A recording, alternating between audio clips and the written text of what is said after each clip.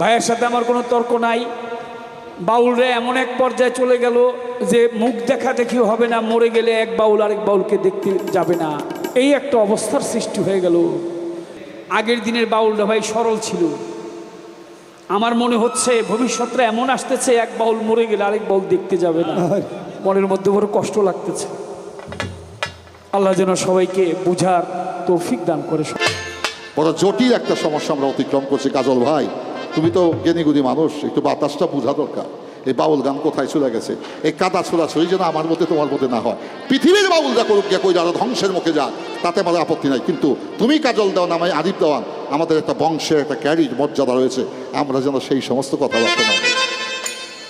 এবার আসি, বড় চমৎকার গান শুনলাম।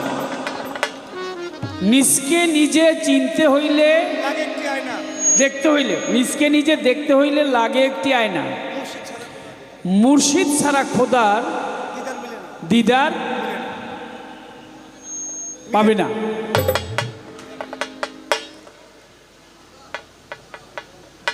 জুন নামের একজন মহান ওলি ছিল, জুন রহমতুল্লাহ। আমার প্রশ্ন আপনার কাছে, সে কি আল্লাহর দিদার পেয়েছিল নাকি পায় নাই? কথা আসে না?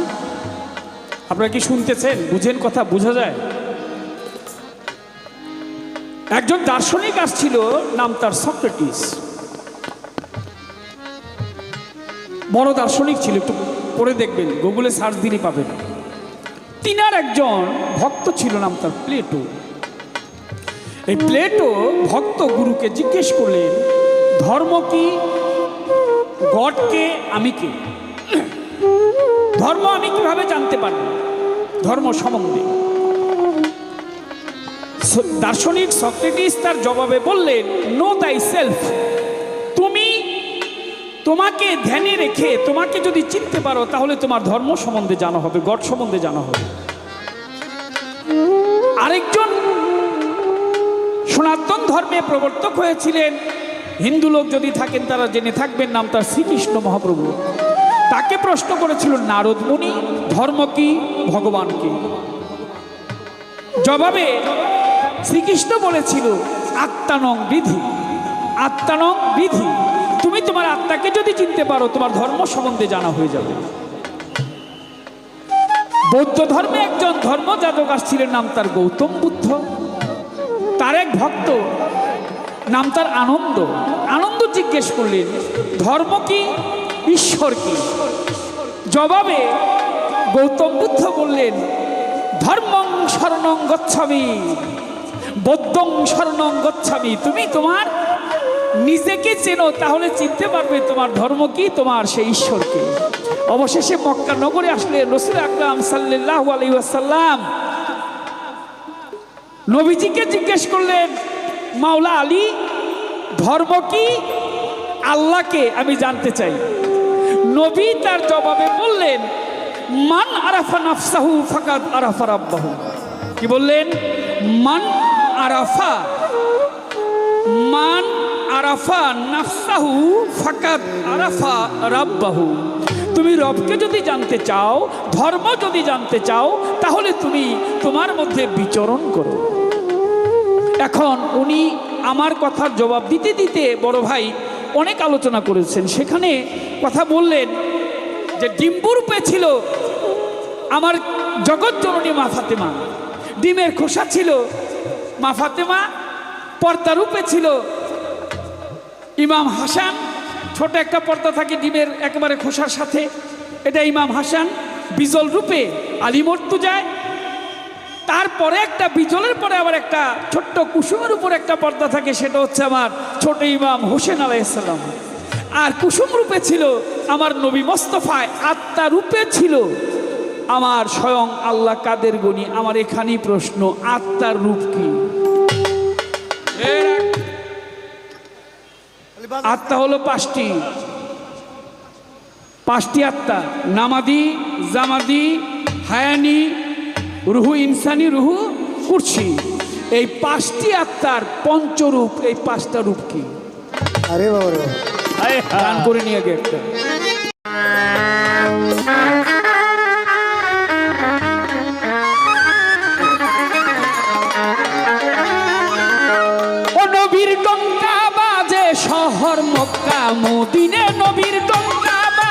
শহর মক্কা মদিনে, আয় আয় যাই নবীর দিনে, আয় রে যাই যাই নবীর দিনে।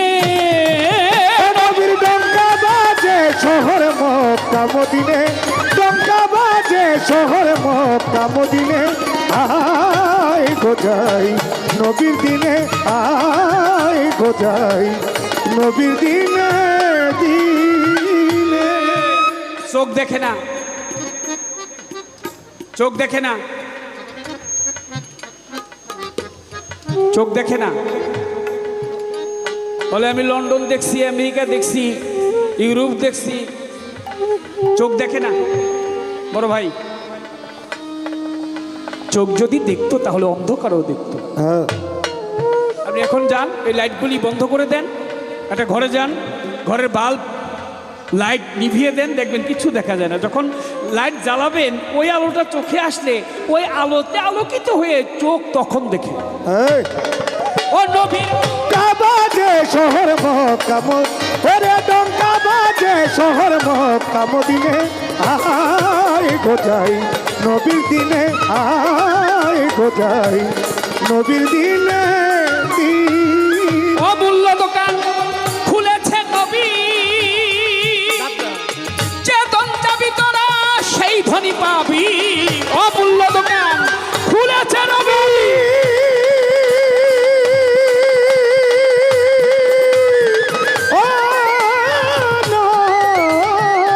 আয় অমূল্য দোকান খুলেছে নবী, যে ধন যাবি তোরা বেটা সেই ধনী পাবি। ভালো ভালো বিনা করির ধন সেধে দেয় এখন, বিনা করির ধন সেজে দেয় এখন, বিনা করির ধন বাবুরা। সেধে দেয় এখন, না নিলে ধন আখেরে পস্তাবি মনে।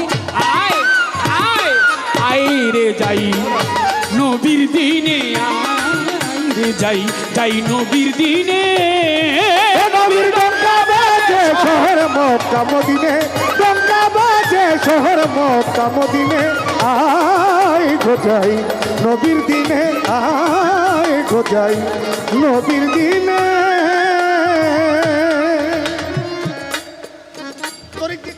তরিক দিচ্ছে নবী চাহের বাতুনে, যথাযোগ্য লায়ক বিনে তরিক দিচ্ছে নবী। ও জাহের বাতুনে, বাতুনে, বাতুনে। ওরে তরিক দিচ্ছে নবী বলে আমার কাছে প্রশ্ন করেছে আমার দাদা ভাই। কি প্রশ্ন? যে বর্তমান নবী কোথায় আছে, তার ঘর কই, গ্রাম কোথায়, বাড়ি কোথায়, পোস্ট অফিস কি, কিভাবে পাবো?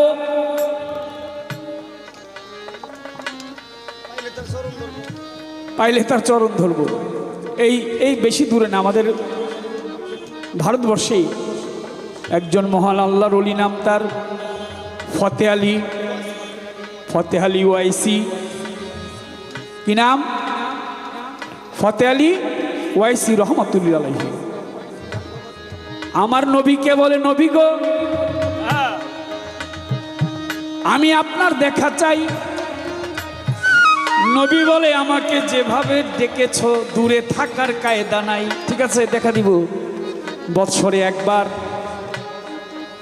ফতে আলী ওয়াইসি বলে, একবার দেখলে মন ভরবে না। বলে তাহলে মাসে একবার। বলে মাসে একবার দেখলো মন ভরবে না। বলে তাহলে সপ্তাহে একবার দেখা দিব। বলে সপ্তাহে একবার দেখা দিলেও মন ভরবে না। বলে তাহলে আমি তোমাকে প্রতিদিন দেখা দিব। আমার নবী বলে, ফতে আলী ওয়াইসি প্রতিদিন দেখা দিল। ওয়াইসি বলে, প্রতিদিন দেখা দিল মন ভরবে না। ওয়াইসি বলে, তাহলে আমার নবী বলে, তাহলে কি চাও? ফতে আলী ওয়াইসি বলে, নবী গো আমি সব সময় আপনার সাথে থাকতে চাই, আপনাকে দেখতে চাই।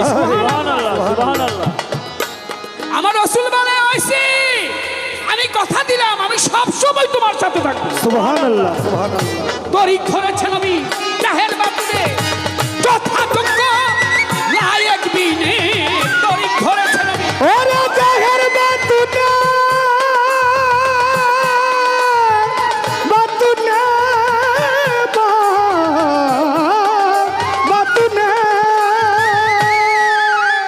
বাদশাহ নুরুদ্দিন জঙ্গি। আবার রসুল বলে, নুরুদ্দিন, আমাকে যেন কারো চুরি করে নিয়ে যেতে চায়, তাড়াতাড়ি মদিনায় আয়।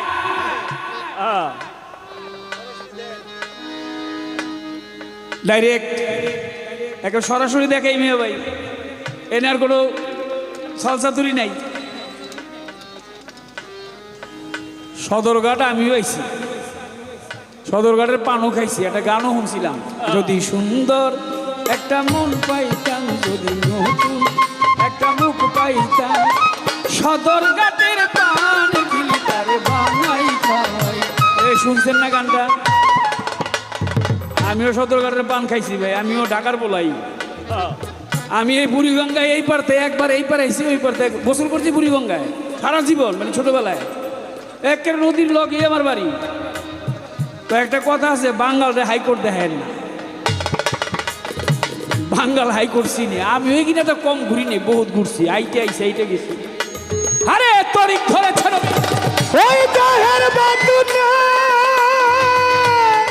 বাতুনা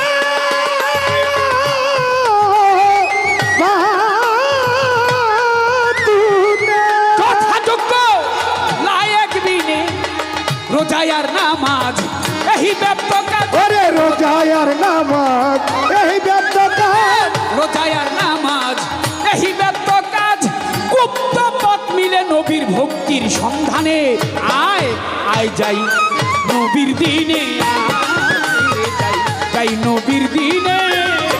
ও নবীর ডঙ্কা বাজে শহর মক্কা মদিনা, ডঙ্কা বাজে শহর মক্কা মদিনে, আয় গো যাই নবীর দিনে, আয় গো যাই নবীর দিনে, ডঙ্কা বাজে নবীর ডঙ্কা বাজে, নবীর ডঙ্কা বাজে, নবীর ডঙ্কা বাজে শহর মক্কা মদিনে, ডঙ্কা বাজে শহর মক্কা মদিনে, আয় গো যাই নবীর দিনে, আয় গো যাই নবীর দিনে বলে দুজন লোক ওই দূর থেকে মাটি খনন করে ভিতর দিয়ে এসে আমাকে চুরি করে নিয়ে যাবে, আমাকে রক্ষা করো। বাদশাহ নুরুদ্দিন জঙ্গি লোক পাঠিয়ে দিয়েছে, গিয়ে দেখে অনেক দূর থেকে সুড়ঙ্গ খুদে মদিনায় আমার রসুল যেখানে, সেখানে গিয়ে আমার রসুলকে নিয়ে যাবে। ও আরিফ ভাই, বড় ভাই শোনেন, আপনি আবার রাগটা করেন না, পাথরের ভিতর আগুন থাকে, ঘষাঘষি না করলে বাইর হবে না, আগুন বাইর হবে না, আর যে খাতির করে গান গাই কিছুই পাইবেন না। আমি চাপ দিলে সেটা মাল বাইর করবো, এর জন্য আমি একটু চাপাচাপি করি, কিছু মাল যেমন আপনারা পান। এটা আমার লাগে না, আমি তো আমার বড় ভাই, আমি তো সকালবেলা যা কই না কই সকালবেলা এক লোকে ভাই জিতিব। আপনাদের সুবিধার্থে আমি কিছু কথা জিজ্ঞেস করতেছি। তাহলে নবী কোথায়? মদিনায় গেলে পাওয়া যাবে চার ফেরেশতা, জিব্রাইল, বসে যা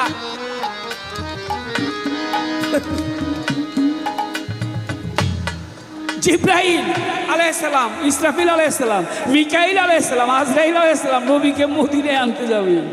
রাসূল আকরাম সাল্লাল্লাহু আলাইহি ওয়াসাল্লাম হাসরের ময়দানে চার ফেরেশতা গিয়ে দেখবে রাসূল সিজদারত অবস্থায়। সুবহানাল্লাহ, সুবহানাল্লাহ, একটু জোরে বলেন না সুবহানাল্লাহ। সুবহানাল্লাহ।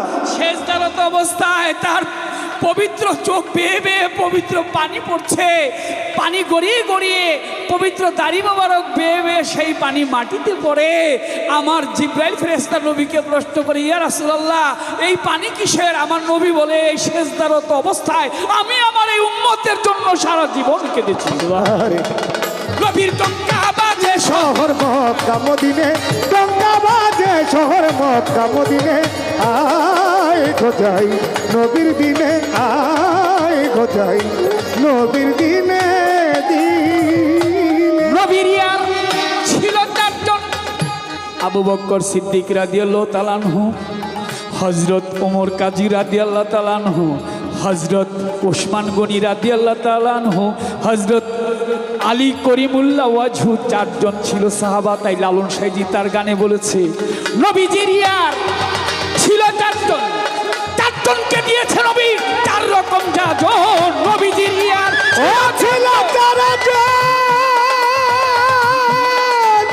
ও চারজন,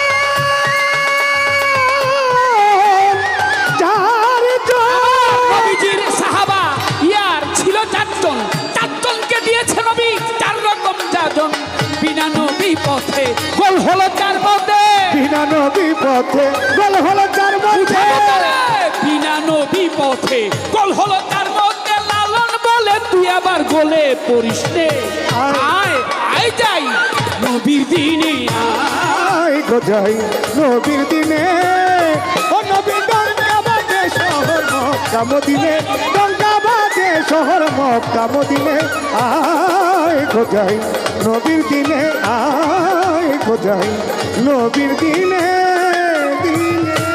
আমার বাহার সারো প্রেমের বাতাস, বাহার সাবাবা বাহার সারো প্রেমের বাতাস লাগলো যার অন্তরে, নয়নে লাগে যারে তারে কি আর পাশরিতে পারে লাল চাঁদ, তারে কি আর ভুলিতে পারে কভু, তারে কি আর ভুলিতে পারে রে নয়নে লাগে যারে। তারে কি আর পাশ দিতে পার, আমার বাহার সার প্রেমের বাতাস, বাহার সার প্রেমের বাতাস লাগলো যার অন্তরে, নয়নে লাগে যারে তারে কি আর পাশ দিতে পারে, তারে কি আর পাশ দিতে পারে বলো, তারে কি আর ভুলিতে পারে, নয়নে লাগে যারে তারে কি আর পাশ দিতে পারে। ও মননে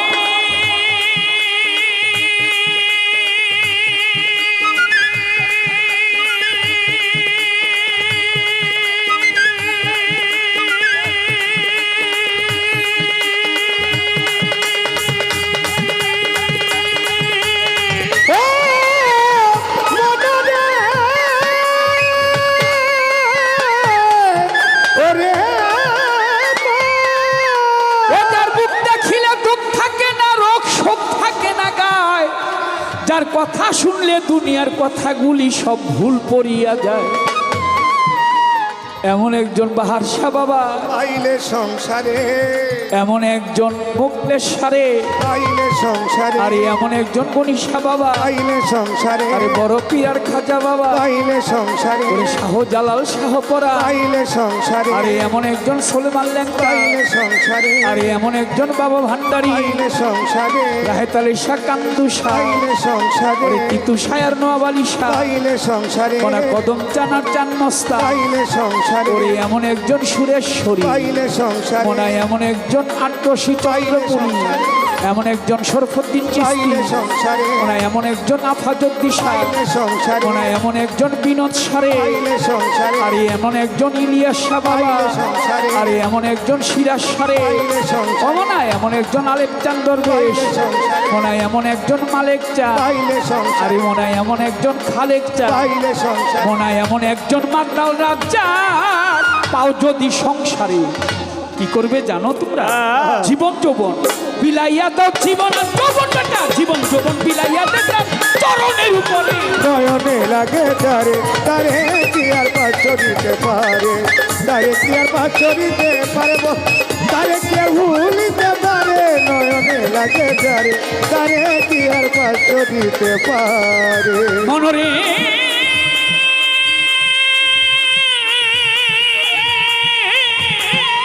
মনরে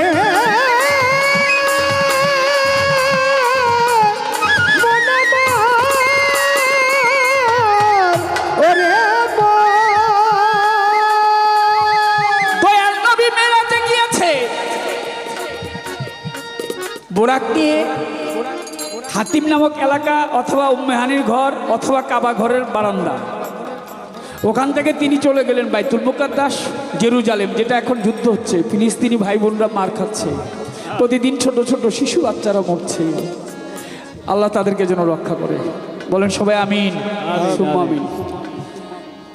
ওখানে গেলেন এই জেরুজালেম থেকে অর্থাৎ বাইতুল মুকাদ্দাস মসজিদ থেকে, ওখানে তিনি নামাজের কার্য শেষ করে আবার তিনি চলে আসলেন মক্কার ঘরে।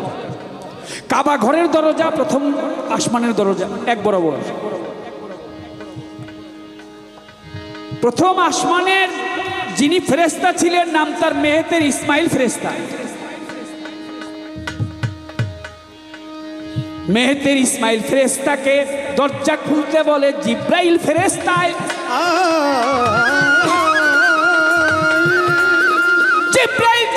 করে আপনার সাথে কে ভাই আছে একটু বলেন না আমায়। জিব্রাইলকে জিজ্ঞেস করে, মেহেদী ইসমাইল ফেরেশতা আপনার সাথে কে আছে আমাকে একটু বলেন। জিব্রাইল বলে, আমার সাথে দিনের নবী, যার জন্য এই নিখিল সৃষ্টি, এই বিশ্ব সৃষ্টি, এই ব্রহ্মাণ্ড সৃষ্টি করেছে পরোয়ারে, এই দুনিয়া সৃষ্টি করলো পরোয়ারে, আখিরি জামানার পয়গাম্বর দয়াল নবী বললাম তোমার ধারে। মেহেদী ইসমাইল ফেরেশতা বলে, আমি বিশ্বাস করি না কথা, উনি যে নবী এটা দেখিবারে চাই, তার পরিচয়পত্র কি ভাই আছে একটু বলেন আমার ঠাই। আমি একটু বাইরে গিয়েছিলাম এই আসরে, অনেকে গিয়ে আমার সাথে একটু ছবি টবি তুলে, শিল্পী মানুষ, ওই একটু কাদাও ভরছে, রিক্সার সাথে ঘষা লেগে। তো একজনে কয়, ভাই কাদা ভরছে, আমি কি ভরুক, এটা বারশো আবার দরবারের কাদা, ভরুক না, এটা নিয়েই যাব। তা অনেকে, ভাই আপনি চিনতে মানে আমরা প্রথম চিনতে পারিনি, কেন ব্যাধি মাফ করে নিয়েছে, একটু অবয়টা একটু ভিন্ন রকমের, এর জন্য বলে ভাই আপনি চিনতে পারেনি।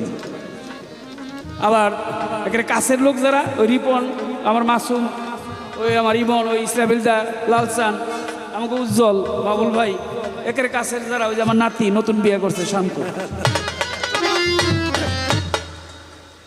ওরা দেখলেই চিনে হালায়। কাছের যে সবসময় কাছে থাকে, ওরা বুঝে আমি কোনভাবে আছি, এটা ওদের জানা। এটা অনেক লোক হয়তো খেয়াল করতে পারে না যে হয়তো এটা হইতে পারে, নাও হইতে পারে। এই আমার এই মুরব্বী বাবাজি, উনিও কইতেছে, আমিও প্রথম চিনতে পারিনি, প্রথম বুঝতে পারিনি। যাই হোক, কেন মেহেদী ইসমাইল ফেরেশতা কইতেছে আমার নবীরে, উনি যে নবী, ওনার পরিচয় কি চিনতে পারি না। জিব্রাইল আমিন বলে, নবী গো, ফেরেশতা আপনার পরিচয়টা চাই।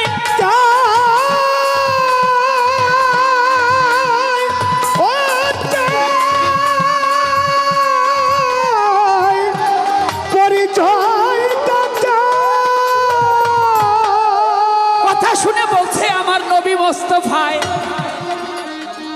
আমার পরিচয় চাই। ইসমাইল ফেরেশতা পরিচয় দিব তারে, দরজাটা একটু খুইলা বলো, চাহে যেন আপনার নজরে। কথা শুনে ইসমাইল ফেরেশতা দরজা খুলে নবীর দিকে চাইল, দয়াল নবী নূরের জামাটাই আস্তে আস্তে উঠাইয়া দিল। জিব্রাইল ফেরেশতা নবীর সাথে ছিল, মেহেদী ইসমাইল ফেরেশতা দেখে লক্ষ্য করে, মোহরে নবুয়ত দেখা যায় নবীর বদনের উপরে। সবাই একবার চুম্বন করি, সুবহানাল্লাহ। মোহরে নবুয়ত, বাম কাদের আড়াআড়ি, কিছু কালো পশম দিয়ে ঢাকা, যার মধ্যে লেখা আলিফ রা মিম, আল্লাহ রাসূল মুহাম্মদ। সার্বিক অর্থ হলো কলেমায়ে তৈয়ব লা ইলাহা ইল্লাল্লাহু মুহাম্মাদুর রাসূলুল্লাহ সাল্লাল্লাহু আলাইহি ওয়াসাল্লাম। দরজা খুলে দিয়েছে। এবার এক এক আসমানে এক এক নবীর সাথে দেখা। প্রথম আসমানে বাবা আদম আলাইহিস সালামের সাথে দেখা, ঈসা নবী, মুসা নবী, দাউদ নবী, তাদের সাথে দেখা হলো, হারুন নবী, অবশেষে ইব্রাহিম নবী, তাদের সাথে দেখা করে অবশেষে তিনি সপ্তম আসমান ভেদ করে তারপর তিনি সিদরাতুল মুনতাহা পার হলেন। তাও তিনি বোরাক নিলেন না এবং তিনি ওই জিব্রাইল ফেরেশতাকেও নিলেন না, রব নামক তখ্তে চড়ে ওপারে গেলেন। এখান থেকে তিনি আমাকে, আমার ভাই বলতেছে যে এখানে যদি কিছু আলোচনা থাকে সেই আলোচনাটা আমি করব, মনে আছে কিনা আপনাদের? কথা কন না কেন, জামুগা কইলাম, দুই একটা হুটা কই না, বাড়িদের বেশি দূরে না, পারুলি বাড়ি, অসুবিধা কি? এখন মিয়া ভাই, রসুল আপনি বলছেন কথাটা, আপনি খেয়াল করেন, ছোট আপনি বললেন এক পর্দা বাকি থাকতে বললো হাত বাড়ায় দেন, ব্যামুরিদানের সাথে সাক্ষাৎ করি না। আমার দয়াল নবী হাত বাড়িয়ে দিলেন, আরেকটা হাত আসলো, ওই হাতের উপর হাত রেখে তিনি বায়াত গ্রহণ করলেন। এখন উনি আমাকে বলতেছে, ভাই এই বিষয়ের উপরে আলোচনা করেন, এটা তো নবীর হাত দিয়ে ধরছে, এটা আপনি বেলায়েত কু।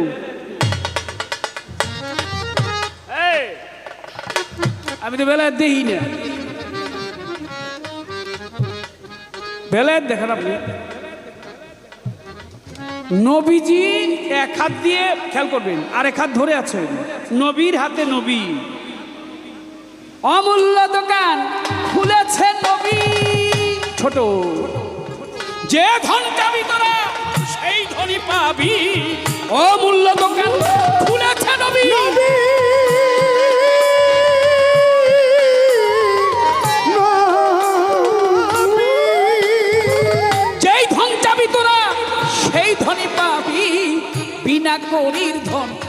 সেদে দেয় এখন নবী আমার। বিনা করির ধন সেদে দেয় এখন, ওরে নবী বিনা করির ধন সেদে দেয় এখন, না নিলে ধন আখেরে পস্তাবি মনে। আয় আয় যাই নবীর দিনে, আয় আয় যাই নবীর দিনে। এ নবীর ডঙ্কা বাজে শহর মক্কা মদিনে, নবীর ডঙ্কা বাজে শহর মক্কা মদিনে, আয় কোথায় নবীর। 50 টাকা কম দেব, একটাই বেশি দিছে। তাহলে বলেন এখানে দয়াল নবীজি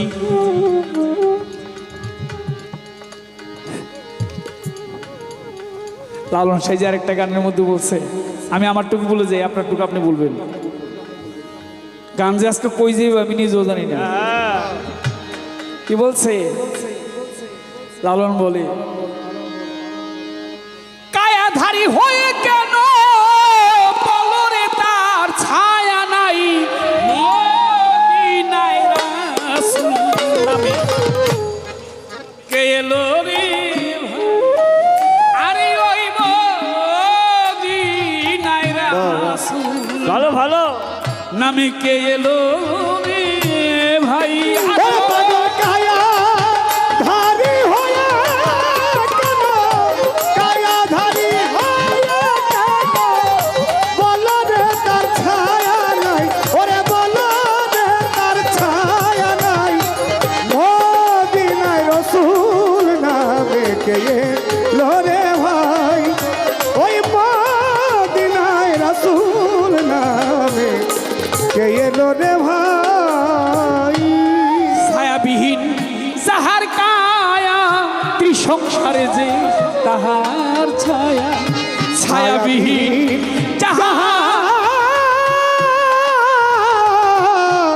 আর কায়া, ওরে মন কি সংসারে তাহার। আরে বল!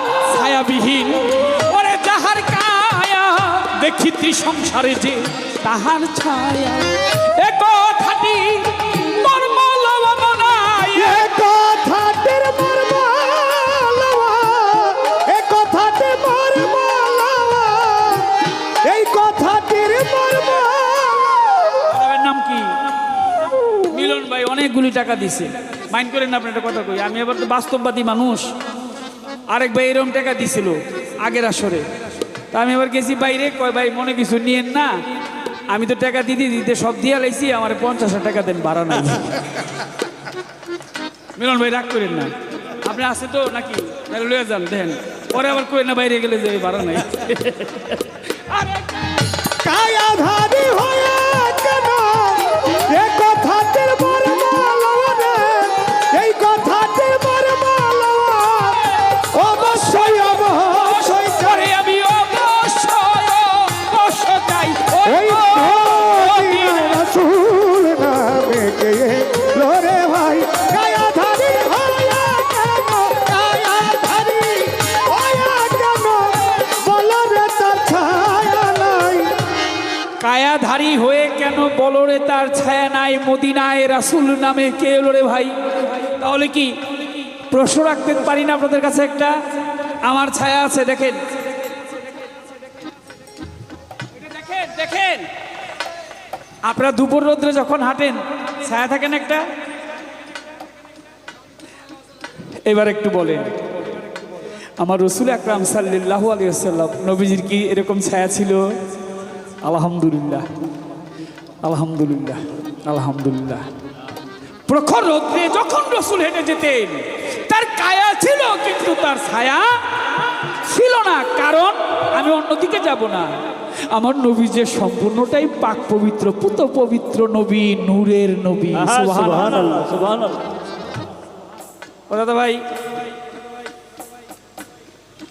আর আমি আপনার কিছু বলবো না। ছায়াবিহীন যাহারে দেখি, শরীক নয় সে লাশারি কি, কে বলে? লালন সাইজি বলেছে, ছায়াবিহীন যাহারে দেখি, শরীক নয় সে লাশারি কি। ফকির লালন বলে তার হাকি হাকিকি, লালন বলে তার হাকিকি, লালন বলে তার হাকিকি, বলিতে আমি ডরাই, লালন বলে বলিতে আমি ডরাই। ওই মদিনায় রাসূল নামে কে লোরে ভাই, কায়াধারী হয়ে কেন বলো রে তার ছায়া নাই। মদিনায় রাসূল নামে কে লোরে ভাই, ওই মদিনায় রাসূল নামে কে লোরে ভাই। বড় চমৎকার কথা বলেছে। নবীর বুকে হইল বেলায়েত, নবীর পৃষ্ঠে হইল নবুয়ত। শুনেছেন আপনারা যতজন, মনে আছে না বলছে? এখন এইখানেতে একটা কথা বড় ভাই করিবেন বর্ণন, বলেন দেখি। রসুল আকরাম সাল্লাল্লাহু আলাইহি ওয়াসাল্লাম দয়াল নবীজি, তিনি পুত পবিত্র পাক নবী, পাক জাতে এসেছেন। পাক পাঞ্জাতনের ধারক বাহক যাই কিছু বলি না কেন, সৃষ্টির মূলে বলি না কেন, যেখানে যাই না কেন, নবী ছাড়া কোনো কিছু নাই। আপনি একটু বলবেন নবী নূরের নবী, এইটা আপনি বিশ্বাস করেন নাকি করেন না? এক কথায় বলি, একটা তর্ক চলে না আমাদের সমাজে। একদল কয় নবী, ওই একটা আয়াতের রেফারেন্স টেনে, কারণ উহুদের যুদ্ধের ময়দানে রসুল আকরাম সাল্লাল্লাহু আলাইহি ওয়াসাল্লামের দান শহীদ হয়েছিল, সেখান থেকে রক্ত বাহির হয়েছিল। তার পবিত্র রক্ত তিনি তার এক ভক্ত খেয়ে ফেলেছিল, নাম তার আনাস, শিশির ভিতর রাখছিল আনাস। অবশেষে রক্ত খাওয়া হারাম। আনাস যখন রসুলের কাছে গেলেন তখন রসুল বললেন যে, আনাস বলল যে নবী, আমি পৃথিবীর কোথাও এটা রাখার জায়গায় পেলাম না, এর জন্য আমি খেয়ে ফেলেছি। আমার নবী বলে, হে আনাস, তোমার জন্য দোজকের আগুন হারাম হয়ে গেল। সুবহানাল্লাহ। আরে রসুলের প্রস্রাবের পানি খেলেন কে? তার স্ত্রী, নাম তার হাফসা। হাফসা, তার পানি তৃষ্ণা লেগেছে, পানি খাবে, ঘরে পানি খুঁজতেছিল, পানি না পেয়ে অবশেষে দেখে একটা ভাণ্ড থেকে গ্রান আসতেছে। হাফসা কি করলেন, ওই গ্রান যেখান থেকে আসে সেখান দিকে হাঁটতে লাগলেন। হেঁটে গিয়ে দেখে একটা উচ্চ জায়গার মধ্যে, ওই তাকের মধ্যে একটা ভাণ্ড দেখা যায়, ওই ভাণ্ডটা থেকে গ্রান আসতেছে। তিনি ওই ভাণ্ডটা নিলেন এবং ওখানে যখন তিনি শুংলেন দেখে সুগ্রান আসতেছে। তিনি আর সহ্য করতে পারলেন না, সেই পানিটা তিনি খেয়ে ফেললেন। পানিটা খাওয়ার পরে রসুল আসছে, রসুল এসে দেখে সেই ভাণ্ডের মধ্যে পানিটা নাই। রসুল জিজ্ঞেস করলেন, এখানে পানি ছিল হাফসা, পানিটা কি করেছো? হাফসা বললেন, ইয়া রাসূলুল্লাহ, আমার খুব তৃষ্ণা পেয়েছিল, ঘরে কোথাও পানি পাই না, ভাণ্ডের মধ্যে পানি পেয়ে ওই গ্রানটা আমাকে আকর্ষিত করতেছিল এবং গ্রান পেয়ে সেখান থেকে পানিটা আমি খেয়ে ফেলেছি। আমার রসুল বলে, হাফসা তুমি কি জানো ওটা আমার প্রস্রাবের পানি? আরে হাফসা বলে, নবী, আমি কি আপনার প্রস্রাবের পানি খেয়ে ফেললাম, অপরাধ করলাম, গুনাহগার হয়ে গেলাম? আমার রসুল বলে, হাফসা, তুমি আমার প্রস্রাবের পানি খেয়েছো, এর জন্য দোজকের আগুন তোমার জন্য হারাম হয়ে গেল। সুবহানাল্লাহ। তোমার এই দেহটা জান্নাতে হয়ে গেল।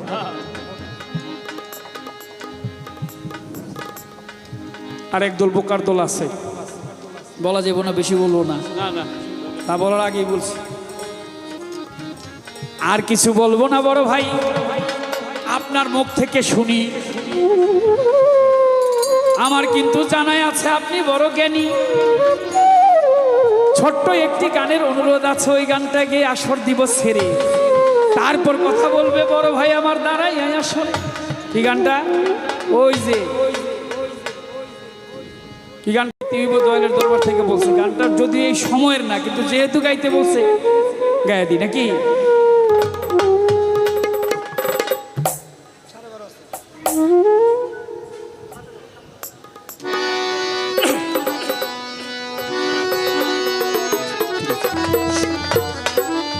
রাত্র ছোট তো এই জন্য ছোট করে বললাম, আরো বললে বলতে পারতাম। বেঁচে আছি কি না মরে গেছি,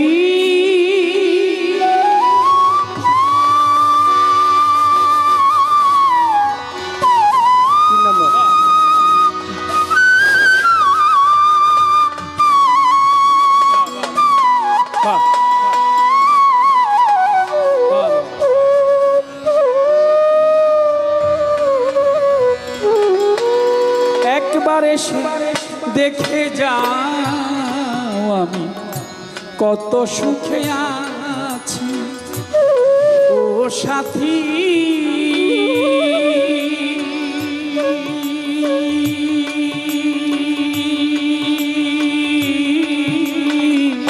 একবার এসে দেখে যাও বাহার শাহ কত সুখে আছি।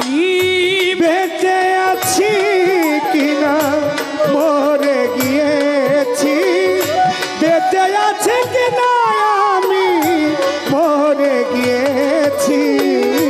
একবার এসে দেখে যাও বাহার শাহ বাবা কত সুখে আছি। একবার এসে দেখে যাও দরকার কত সুখে আছি। ও সাথী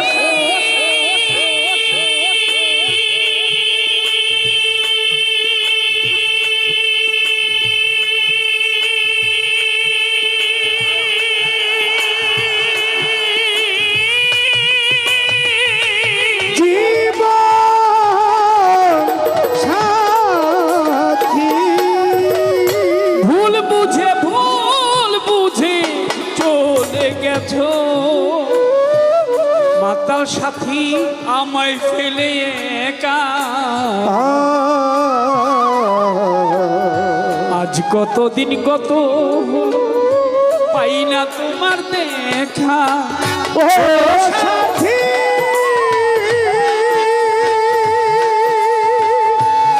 সাথী রে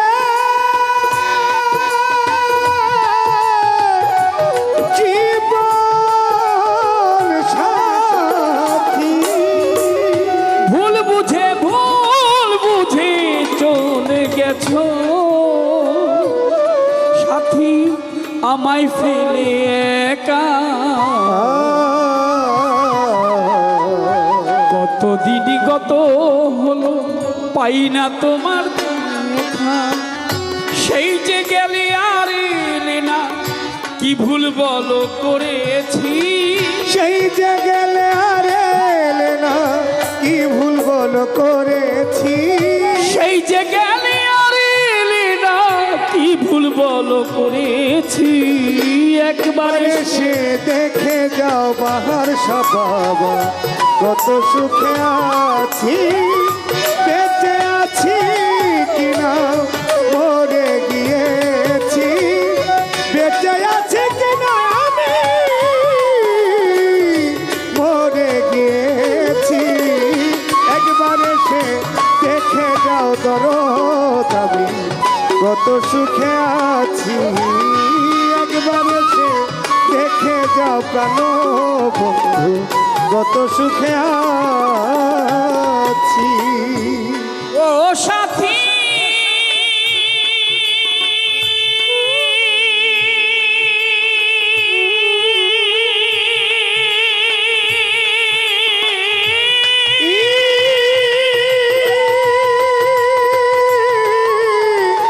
জীবন সাথী কি যে ব্যথা বুকের ভিতর আরে বাহার শাহ বাবা বুঝাবো কি করে। তো শীঘ্রই বন্ধু আমার ভুললো কেমন করে। ও সাথী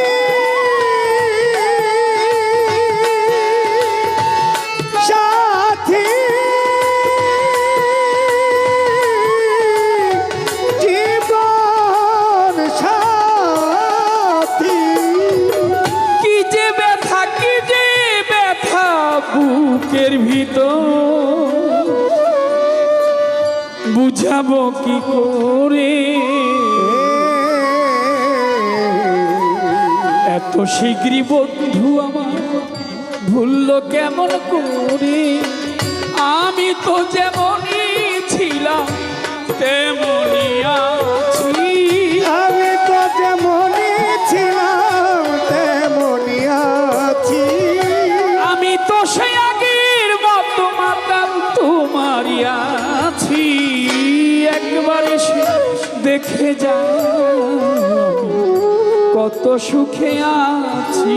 আই বেঁচে আছি কিনা মরে গিয়েছি, বেঁচে আছি কিনা আমি মরে গিয়েছি। একবার এসে দেখে যাও পাহাড় বাবা কত সুখে আছি। একবার এসে দেখে যাও ইলিয়াসা কত সুখে আছি। ও সাথী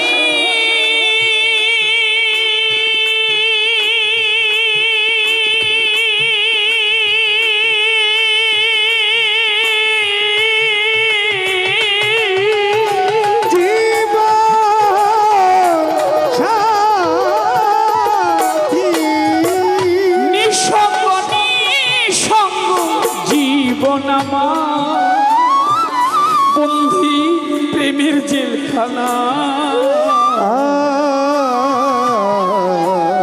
তোমার কথা ভাবতে ভাবতে সময় তো চলে যায়। ও সাথী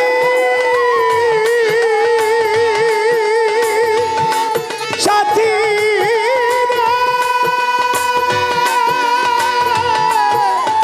জীবন সাথী বাহার সবাব নিঃসঙ্গ জীবন আমার, বন্ধি প্রেমের জেলখানা। তোমার কথা ভাবতে ভাবতে সময় যে চলে যায়। তোমার ছবি বুকের মাঝে কে রেখে বাহার শাহ তোমার ছবি বুকের মাঝে এঁকে রেখেছি। রবি তোমার ছবি এই হৃদয় মাঝে কে রেখেছি। একবার এসে দেখে যাও বাহার শাহ বাবা কত সুখে আছি। বেঁচে আছি কিনা মরে গিয়েছি, বেঁচে আছি কিনা আমি মরে গিয়েছি। একবার এসে দেখে যাও গনিশা বাবা কত সুখে আছি। একবার এসে দেখে যাও বাহার শাহ বাবা কত সুখে আছি। ও সাথী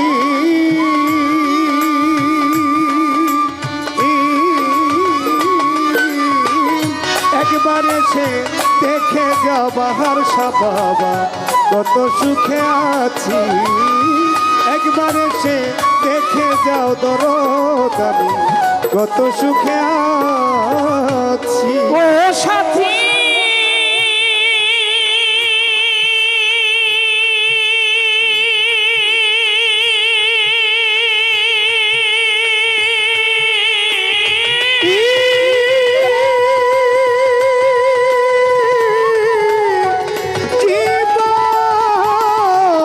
জীবন সাথী প্রেমিকের এই মন নিয়ে পুতুল খেলা।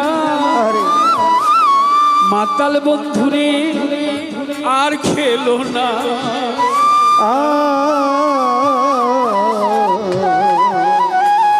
মন ভাঙ্গিয়া গেলে এই মন জোড়া তো লাগে না। ও সাথী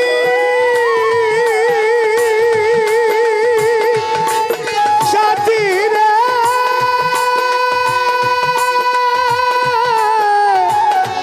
জীবন সাথী মন নিয়ে পুতুল খেলা, সাথী আর খেলো না। মন ভাঙ্গিয়া গেলে এই মন জোড়া তো লাগে না। আজও আছি কিনা মরে গেছি, বেঁচে আছি কিনা মরে গিয়েছি। বেঁচে আছি কিনা মরে গেছি। একবার সে দেখে যাও আমি কত সুখে আছি। একবার একবার এসে দেখে যাও দরদ, আমি কত সুখে আছি।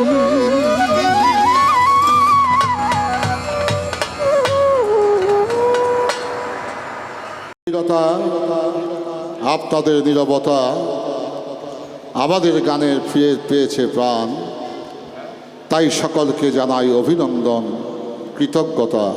আরিফ দেওয়ান বড় সুন্দরভাবে নবুয়তের পক্ষে তার জোরালো বক্তব্য, তার সাথে যুক্তিতর্ক উপস্থাপন করলেন, কিছু প্রশ্নও রাখলেন। সেই কথাগুলো জবাব দিতে হবে। তার প্রথম একটি কথা, জুন নামক একজন আল্লাহর এই দুনিয়াতে পাগল ছিল, সে আল্লাহর ওলির মর্যাদা লাভ করেছিল। সে ব্যক্তি কি আল্লাহকে লাভ করেছিল? প্রশ্ন তার জবাব এবার করতে হবে। মানুষ সামাজিকভাবেই শুধু বিয়ে করে না, বিয়ে বসে না, স্বপ্ন যুগে মানুষ বিয়া করে, বিয়া বসে। কথা সত্য না মিথ্যা? এটা জগৎবাসী জানুক বা না জানুক, যে বিয়া বইছে, যে বিয়া করছে, সে কিন্তু ভালোই জানে। তো সে যদি জানে, তার যে সৃষ্টিকর্তা, সে কি জানে না? সে অবশ্যই জানে। তো কাজলকে আমি দুটি বিষয় রাখবো এখানে, নয়েজ করেছে। একটা হচ্ছে পরোক্ষ, আর একটা হচ্ছে প্রত্যক্ষ। একটা বাস্তবিক হয়, কোনটা? হ্যাঁ, পরোক্ষ এবং প্রত্যক্ষ দুটি বিষয়। এই বিষয়টা তোমাকে অনুধাবন করতে হবে।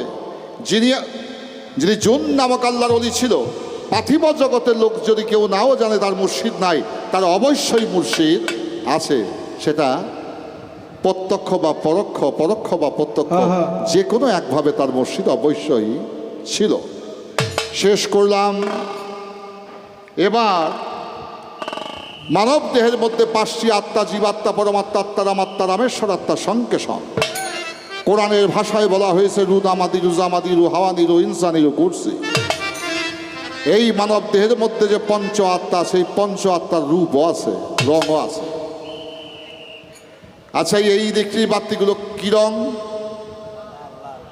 লাল। ওইটা কি রং? ওইটা কি রং? হলুদ। বিদ্যুতের রং কি হলুদ, লাল, নীল না? একটা বিদ্যুতের রং একটা। কিন্তু যখন যে বাল্ব এই বিদ্যুতের তারের সাথে সম্পৃক্ত, সংযুক্ত করে, তখন তার রূপ হয়ে যায় সেই বর্ণ। পানির রং সাদা, সবুজ গ্লাসে পানি রাখলে পানিকে দেখা যাবে সবুজ। লাল পাত্রে গ্লাসে পানি রাখলে পানিকে দেখা যাবে লাল। কালো পাত্রে গ্লাসে পানি রাখলে পানির রং হবে কালো। আর স্বচ্ছ সাদা পাত্রে যদি পানি রাখা হয়, পানির রং হয়ে যাবে সাদা। তাই আত্মা যে বিষয়, রং তার একটা, সেটা স্থানকাল পাত্র ভেদে ব্যক্তি বিশেষে তার রং রূপ লাভ করে। সায়েন্টিফিক বিজ্ঞান তার প্রমাণ করেছে, পৃথিবীতে 700 কোটি মানুষ, কোনো মানুষের রে মানে আলো বা রশ্মি, এটা বিজ্ঞানসম্মত কথা।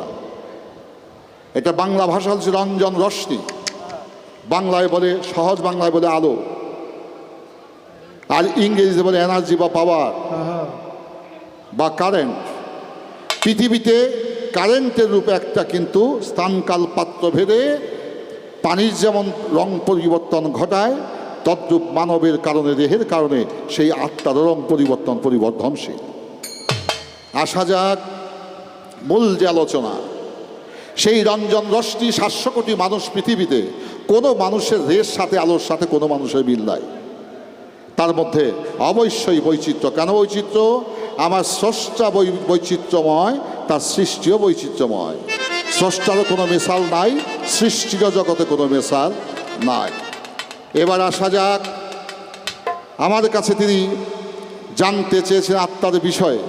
আমি বললাম আত্মা হচ্ছে পাওয়ার, শক্তি, এনার্জি।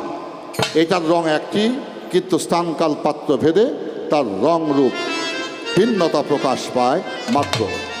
জুন পাগলের কথা বলা হয়েছে, সেখানে বক্তব্য রাখলাম পরোক্ষ এবং প্রত্যক্ষ। পৃথিবীর লোক যদি নাও জানে, তার একজন অবশ্যই কাবেল মুর্শিদ ছিল। কারোটা গোপন, কারোটা প্রকাশ। বাজান কেউ জানায় যাই না, সমাজের লোককে দাওয়াত দিয়ে বিয়া করে, আবার কেউ গোপনে গোপনে কোর্ট ম্যারেজও করে। কি করে না? দুইটাই বিয়া, দুইটাই বৈধতা আছে। তদ্রূপ কারোটা গোপন, কারোটা প্রকাশ। রাখলাম এবার লালন সাইজির গান। কি গান? আয় কে যাবি নবীর নৌকাতে আয়, নবীর দিনে আয়। আপনাদের কাছে প্রশ্ন, বিধর্মীর কাছে কি দিন ধর্ম থাকে? বেঈমানের কাছে কোনো ধর্ম আছে নাকি? যে ইমানদার তার কাছে ধর্ম আছে। যে ধার্মিক লোক সে নবীর দিনকে বহন করতে পারে, যে অধার্মিক সে কখনো নবীর দিনকে বহন করতে পারে না। অহিক কখনো প্রেমিক হতে পারে না, অহিক কখনো প্রেমিক হতে পারে না। প্রেমিক হতে হলে একজন প্রেমিকের, মহাপ্রেমিকের সঙ্গ লাভ করতে হবে। তাই আমার প্রটোকল এবং প্রসিউর, বিধি এবং বিধান অনুযায়ী, আমার সে বেলায়েতের ভাবধারা অনুযায়ী তুমি যদি একজন সৎ ভালো প্রেমিক হতে চাও, তাহলে অবশ্যই একজন বাহাস্যম বাবার মতো একজন আউলিয়ার কাছে তোমাকে শরণাপন্ন হতে হবে। এবার গান শুনলাম, কায়াধারী নবী আমার ছায়া নাই রে দুনিয়ায়, রসুল নামে কে এলো রে মদিনা। নবীর কায়া ছিল, ছায়া নাই। এখন একটা বিষয় বলি কাজল ভাই, আল্লাহর ছায়া আছে, কায়া নাই। নবীর কায়া আছে, ছায়া নাই।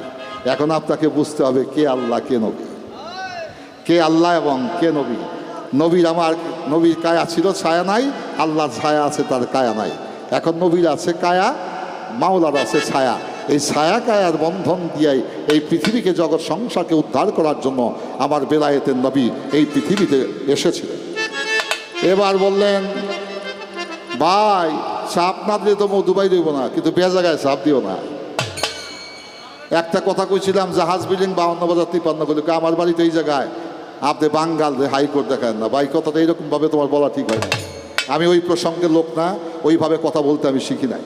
আমি আমার ধারায় বলেছি, তুমি অবশ্যই দেখেছো, দেখবে না কেন? আমি বলছি তুমি দেখো নাই, তুমি কেন, সবাই দেখেছো। সেটা নিয়ে আমার কোনো বিতর্ক করার লাভ নাই। বাঙালকে হাইকোর্ট দেখা লাভ নেই, এটা কথা আমি কথা উপসংহার একটি বলেছিলাম। তুমি 110টা বানায় বলো, কোনো সমস্যা নেই, কিন্তু একজনকে ইনসাল্ট করে, তুচ্ছ তাচ্ছল্য করে কথা বলাটা, এটা মনে করি আমার বাউল জগৎ থেকে স্পান্স করা উচিত, পরিহার করা উচিত। কারণ আমরা বড় জটিল একটা সমস্যায় আছি, বড় জটিল একটা সমস্যা আমরা অতিক্রম করছি। কাজল ভাই, তুমি তো জ্ঞানীগুণী মানুষ, একটু বাতাসটা বোঝা দরকার। এই বাউল গান কোথায় চলে গেছে? এই কাদা ছোড়াছড়ি যেন আমার মধ্যে তোমার মধ্যে না হয়। পৃথিবীর বাউলরা করুক গিয়া, কই যারা ধ্বংসের মুখে যাক, তাতে আমার আপত্তি নাই। কিন্তু তুমি কাজল দেওয়ান, আমায় আরিফ দেওয়ান, আমাদের একটা বংশের একটা ক্যারির মর্যাদা রয়েছে, আমরা যেন সেই সমস্ত কথাবার্তা না। এটা রাখলাম। এবার একটা লালন সাইজির গান আমার বেলায়েতের পক্ষ থেকে।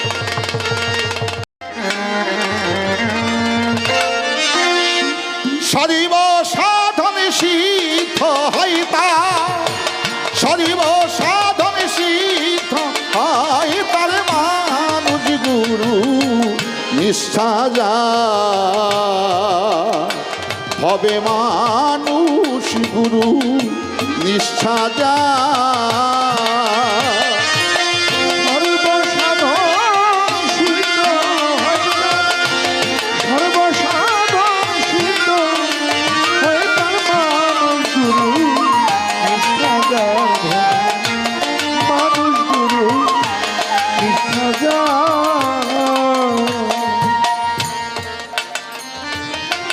যে সন্তান তার বাবা মায়ের মানে না, এক খোদা রে মাই না, খুব লাভবান হইতে পারবো নি, পারছেনি কেউ? যে পীর মসজিদকে মানে না, যে বেলায়েতের অধিকারী বাহাশা বাবাকে মানে না, বিধানকে লঙ্ঘন করে, অশ্রদ্ধা মান্য করে কখনো স্রষ্টার সান্নিধ্য লাভ কেউ করতে পারে না। তাই লালন সাইজির গানে বলা হলো, সর্বসাধন সিদ্ধ হয় তার মানুষ গুরু নিষ্ঠা যা। আমার নবী মোহাম্মদ মুস্তাফা সাল্লাল্লাহু ইসলাম পৃথিবীতে এসেছেন, তার পূর্বে এসেছেন 312 জন নবী, 1,24,000 পয়গাম্বর। তারা এসেছিলেন কেন, উদ্দেশ্য ছিল কি, এটা আমাদেরকে বুঝতে হবে। প্রফেট এবং মেসেঞ্জার যুগে যুগে তারা প্রকাশ পেয়েছেন, এসেছেন, আবির্ভাব ঘটেছে। একমাত্র কারণ, ইংরেজি বলে হিউম্যান রাইটস, বাংলায় বলে মানব অধিকারকে প্রতিষ্ঠিত করার জন্য। মানুষকে তুচ্ছ তাচ্ছল্য করে, কটাক্ষ করে কখনো তারা স্রষ্টার সান্নিধ্য লাভ করতে পারবে না। বাপ মাকে রাজি করলে আল্লাহ রাসূলও খুশি হয়ে যায়। মানুষ গুরু নিষ্ঠা যার ভাবে, মানুষ গুরু নিষ্ঠা যার। সর্বসাধন সিদ্ধ সর্বসাধন সিদ্ধ হইতাম মানুষ গুরু মানুষ গুরু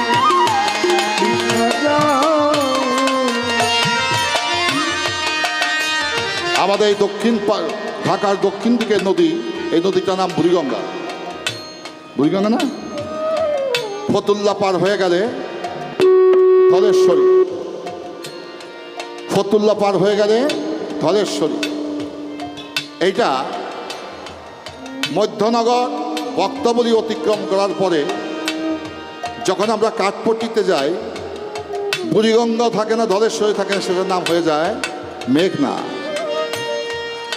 এই মেঘনার পানি যখন ৬০ নল হয়ে চাঁদপুরেতে মোহনায় পড়ে, পদ্মা মেঘনার মিলন, যমুনার মিলন ক্ষেত্র, এই পদ্মা মেঘনা মিলন ক্ষেত্র, এই পানিগুলো যখন বঙ্গোপসাগরে চলে যায়, পদ্মার পানিও থাকে না, মেঘনার পানিও থাকে না, যমুনার পানিও থাকে না, ধলেশ্বরীর পানিও থাকে না, বুড়িগঙ্গার পানিও থাকে না, সেই পানিটা হয়ে যায় সাগরের পানি। কথা সত্য না মিথ্যা? তদ্রূপ আমার বেলায়েতের ভাবধারায় বলা হয়েছে, যে স্থানেই তুমি থাকো না কেন, সাগর থেকে আসে পানি, সেই পানি যদি সাগরে চলে যায়, সেই পানি পবিত্র হয়ে যায়, সে আর বিন্দু জল থাকে না, সে হয়ে যায় মহাসিন্ধু। নদী কিনবা বিল পাওয়ার খা,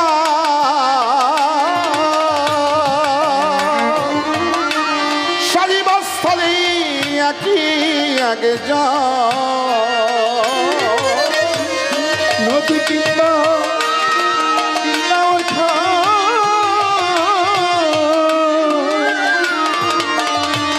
সর্বস্থলে একই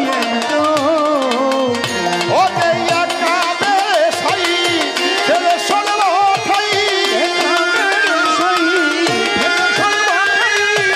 একাবে সাই ফেলে সর্বঠাই, মানুষে মানুষ হয় বিধান, তার মানুষ গুরু নিষ্ঠা যার হবে, মানুষ গুরু নিষ্ঠা যার। সর্বসাধন সিদ্ধ সর্বসাধন সিদ্ধ হইতাম মানুষ গুরু নিষ্ঠাগার, মানুষ গুরু নিষ্ঠাগার।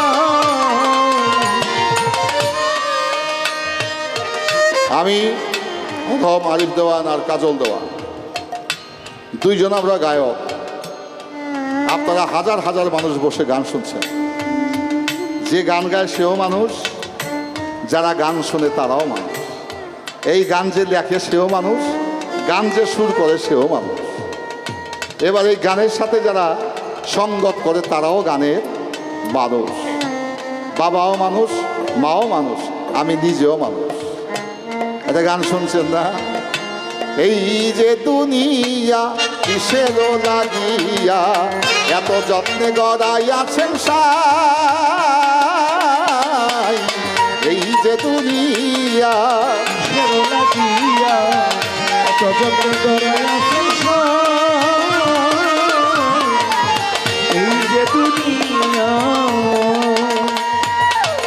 ছায়া বাজে পুতুল রূপে বানাইয়া মানুষ, যেমনি নাচাও তেমনি নাচে পুতুলের জীবন। তেমনি নাচো তেমনি নাচে পুতুলের সিঁদুর, তেমনি নাচো তেমনি নাচে পুতুলের সিঁদুর।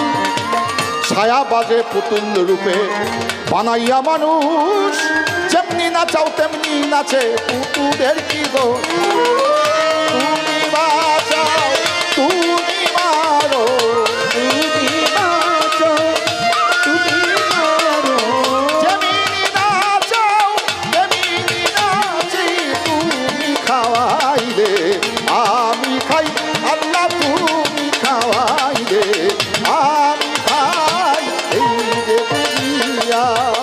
ফেরো লাগিয়া এত যত্ন করাইয়াছেন সাই,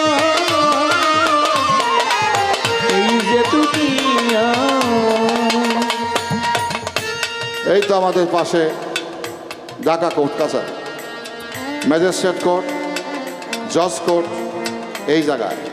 হাইকোর্ট হচ্ছে আমাদের ওই দোয়েল চত্বরের সাথে। তাই এখানে ম্যাজিস্ট্রেট কোর্ট, জজ কোর্ট, এই কোর্টে বিচার করে হাকিম, তার বিচার করে আসামি, আসামি ধরে কে? পুলিশ। তাহলে পুলিশও মানুষ, যারে দোষে সেও মানুষ, এই মানুষের যে বিচার করে সেও মানুষ। কি বলা হলো? হাকিম হইয়া হুকুম করো, পুলিশ হইয়া ধরো, সর্প হইয়া দংশন করো, ওঝা হইয়া ঝাড়ো।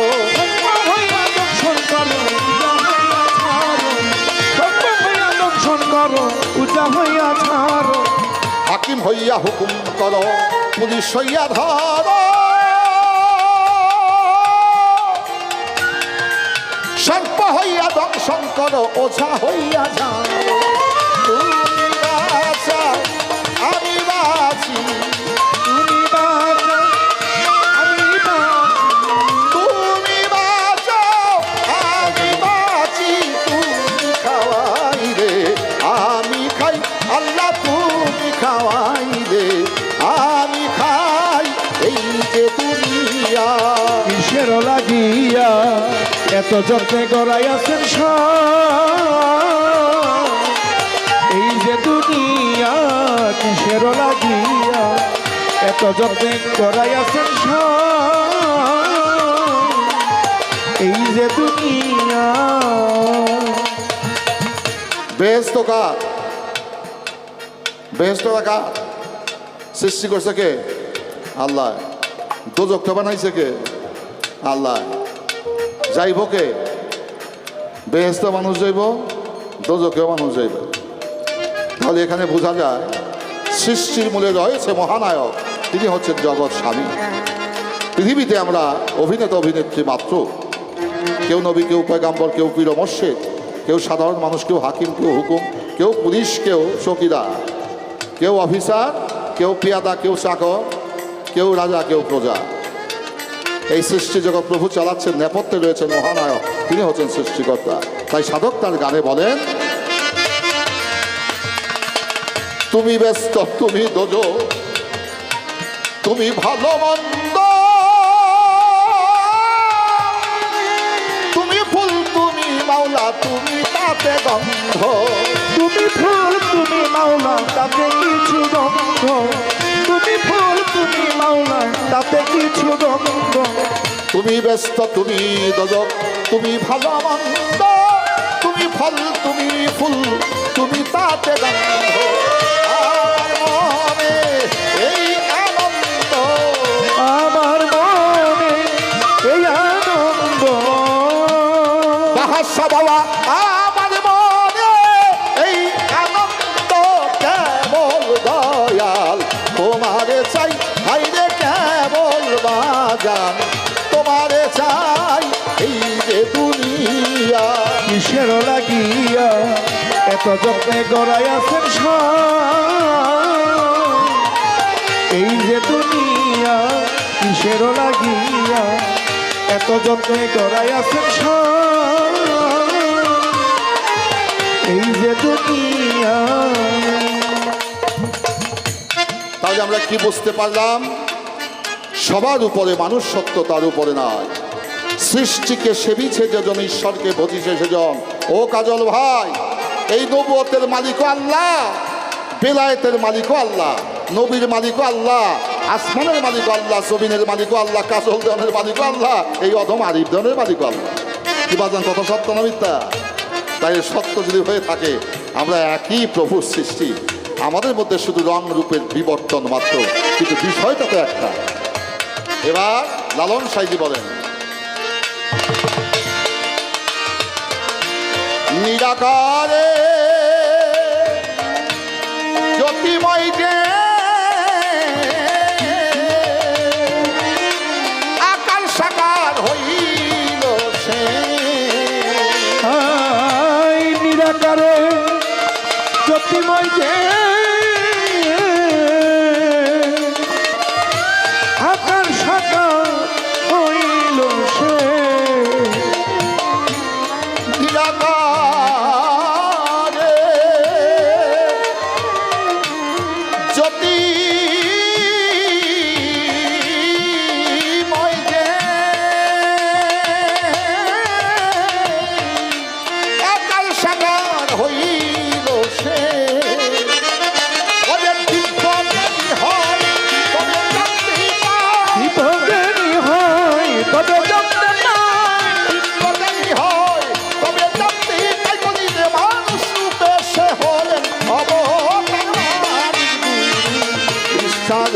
হবে মানুষ গুরু নিষ্ঠাগার। সর্বসাধন সিদ্ধ হইবে, সর্বসাধন সিদ্ধ হইবে মানুষ গুরু নিষ্ঠাগার হবে, মানুষ গুরু নিষ্ঠাগার। বহু তর্কে তো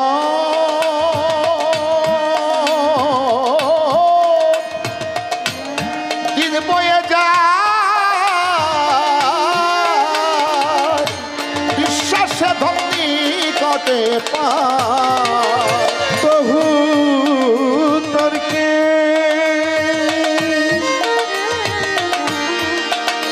বহু তর্কে বহু তর্কে তিন বয়ে যায়, বিশ্বাসে কি করতে পায়। মালিক দেওয়ান সাহেব একটা কথা বলে গেছেন, এই কথাটা বর্তমান প্রেক্ষাপটে খুব উপযোগী একটা কথা। তিনি এক সময় বলেছিলেন, ভাইরে বাবা সকলরা, পাল্লা দিয়া কখনো আল্লাহরে পাওয়া যায় না, যায় না। প্রভুকে পাইতে হলে ভক্তি বিশ্বাস প্রেমের মাধ্যমে প্রভুকে লাভ করতে হয়। এই যে যার দরবারে আজকে গান করছি, আল্লাহর আরেফ জগতের আউলিয়া হযরত বাবা বাহাশার রহমতুল্লাহ আলাইহ, তিনি এই ওয়াজঘাট নবাব বাড়ি, এই বাড়ির প্রতিষ্ঠাতা ছিলেন নবাব সলিমুল্লাহ সাহেব, স্যার সলিমুল্লাহ। ইতিহাস ঢাকার 450 বছরের ইতিহাস, বাদশাহ জাহাঙ্গীরের সময় এই ঢাকা শহর সৃষ্টি হয়। এই ঢাকার নবাব সলিমুল্লাহ সাহেব যখন ছিলেন, এই বাহাশাহ বাবা রহমতুল্লাহ ছিল তখন ঢাকার শহর কুতুব। কুতুব ছাড়া একটা শহর চলতে পারে না। তো বাহাশাহ বাবা লেংটি পরে থাকতেন, জামা কাপড় গায়ে দিতেন না। তে মাওলার প্রেমিক, ভালোবাসার আশেক এসে দেওয়ানা। তো একদিন নবাব সলিমুল্লাহ সাহেব সোনার শিকল গায়ে দিয়া এই বুড়িগঙ্গার পার দিয়ে হাঁটতে হাঁটতে আসতেছে। তো বাহাশাহ বাবা নবাব সলিমুল্লাহ সাহেবকে দেখছে, দেখার সাথে সাথে একটা ভিতর বাড়িতে ঢুকছে। মহিলারা এই ল্যাংটা মানুষের দেখা যে দরজা বন্ধ করে দিচ্ছে। তখন বাহাশাহ বাবা বলেন, তোরা আমার একটা কাপড় দে, একটা কাপড় দে তারা। তো মহিলারা কয়, বাবা তোমাদের সারা জীবন দেখলাম লেংটি টেংটি বলে ল্যাংটা তুমি থাকছো, আজকে তোমার এত শরম লাগছে, কাপড় দিয়া কি করবা? বাদশাহ বাবা বলেছিল, এই ঢাকার যিনি নবাব, তিনি একজন নবাব না, তিনি একজন আল্লাহর ওলি।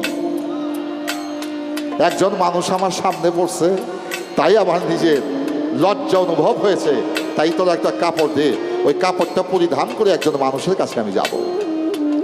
তাইলে বাজা, এই নবাব স্যার সলিমুল্লাহ সাহেব, স্যার সলিমুল্লাহ মিটফোর্ড হাসপাতালে যে আমাদের সামনে নির্মাণ করেছেন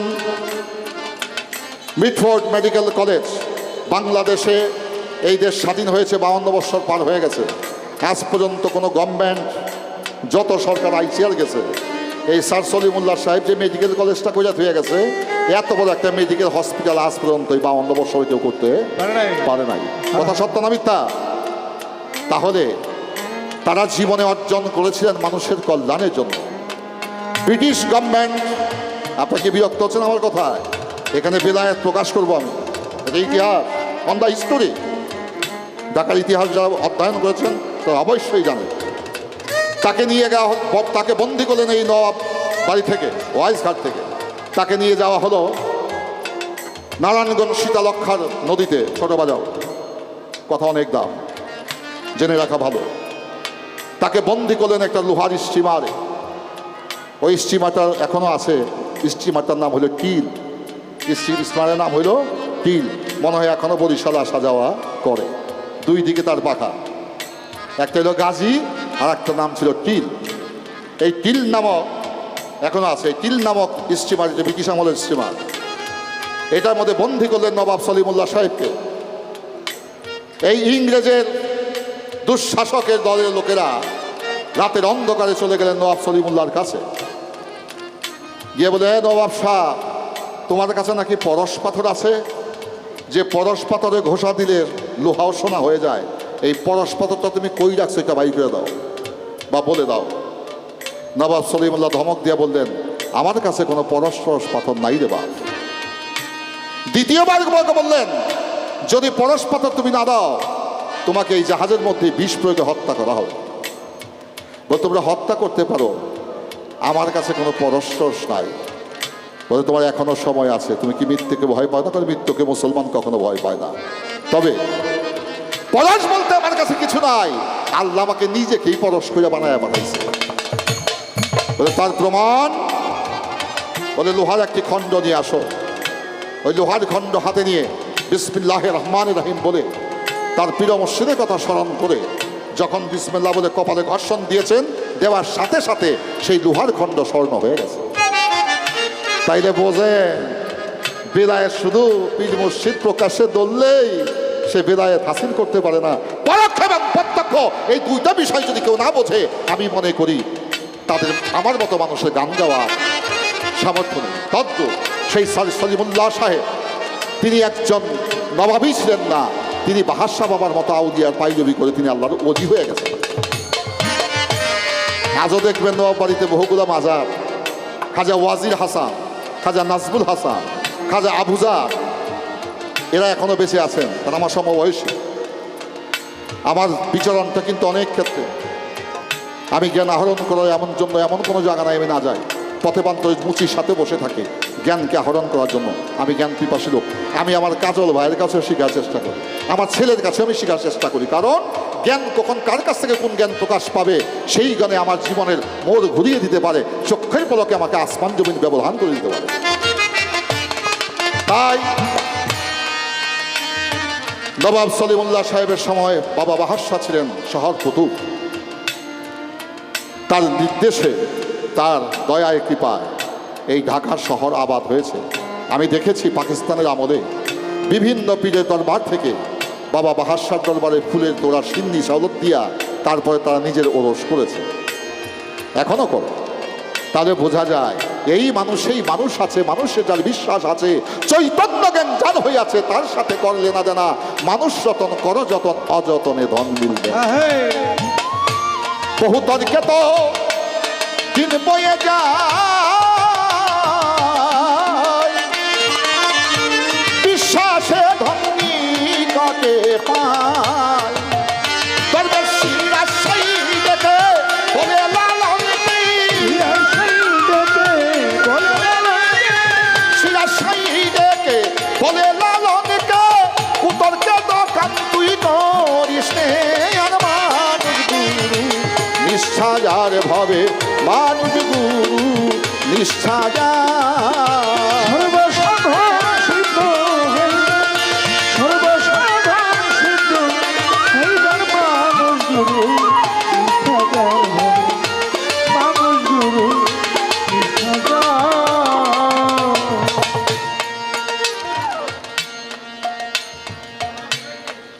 নূরের নবী আপনি বিশ্বাস করেন কিনা?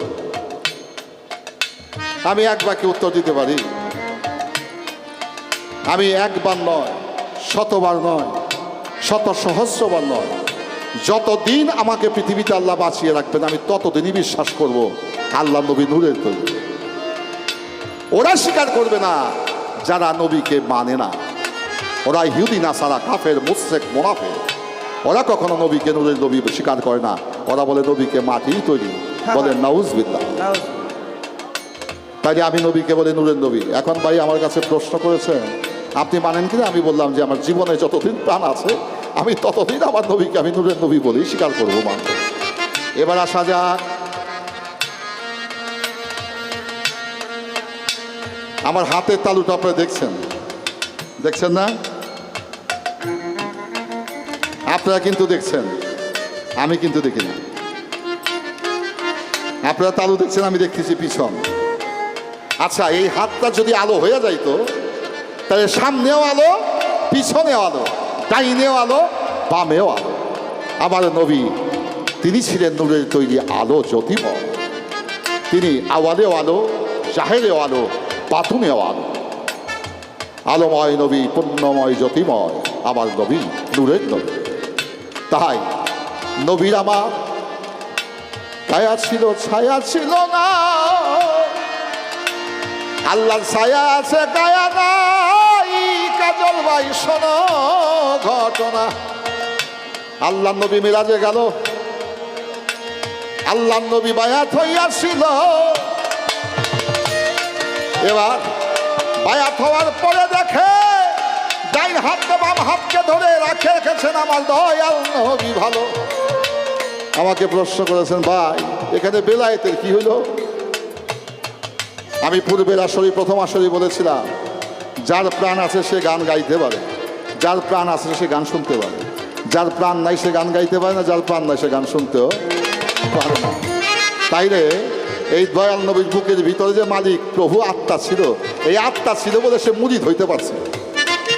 আত্মা না যার নাই সে মুরিদ হইতে পারে না। তাই পরোক্ষ প্রত্যক্ষভাবে নবুয়ত, বেলায়েত, বেলায়েত নবুয়ত একই ভাণ্ডের মধ্যে অবস্থান করেন। যখন যেটার প্রয়োজন সেটাকে তখন আল্লাহ ব্যবহার করেন। তাই কথা প্রসঙ্গে বলা হলো, একটা হচ্ছে বাহ্যিক হাত, আর একটা হচ্ছে এই অন্তরের হাত। হাত রয়েছে দুই প্রকার। ধীরে ধীরে তোমার কথা সবার মাঝেই আমি করব পরিষ্কার। বাজান, এই হাত দিয়া মানুষ কর্ম করে। কর্ম তো মানুষ জ্ঞান দিয়েও করে, জ্ঞান দিয়া করে না? জ্ঞানের কর্ম করতে হাতের লাগে না। জ্ঞানের কর্ম অনেকভাবে করা যায়। আল্লাহকে খোঁজে জ্ঞান দিয়ে। যার জ্ঞান আছে, ধ্যান করলে জ্ঞান বাড়ে, জ্ঞান আসলে আল্লাহ পাওয়া যায়। তদ্রূপ জ্ঞানের হাত হইল তোমার হৃদয়, তোমার ভালোবাসা, তোমার প্রেম। তাই কবি নজরুল তার সুফি ভাব দর্শনে বলেছেন, কে বলে তুমি চলে গেছো 1000 বছর আগে, আজও তুমি বেঁচে আছো আমার অনুরাগে, আজও তোমার ডাক শোনা যায় আমার হৃদয়ের হেরা গুহা।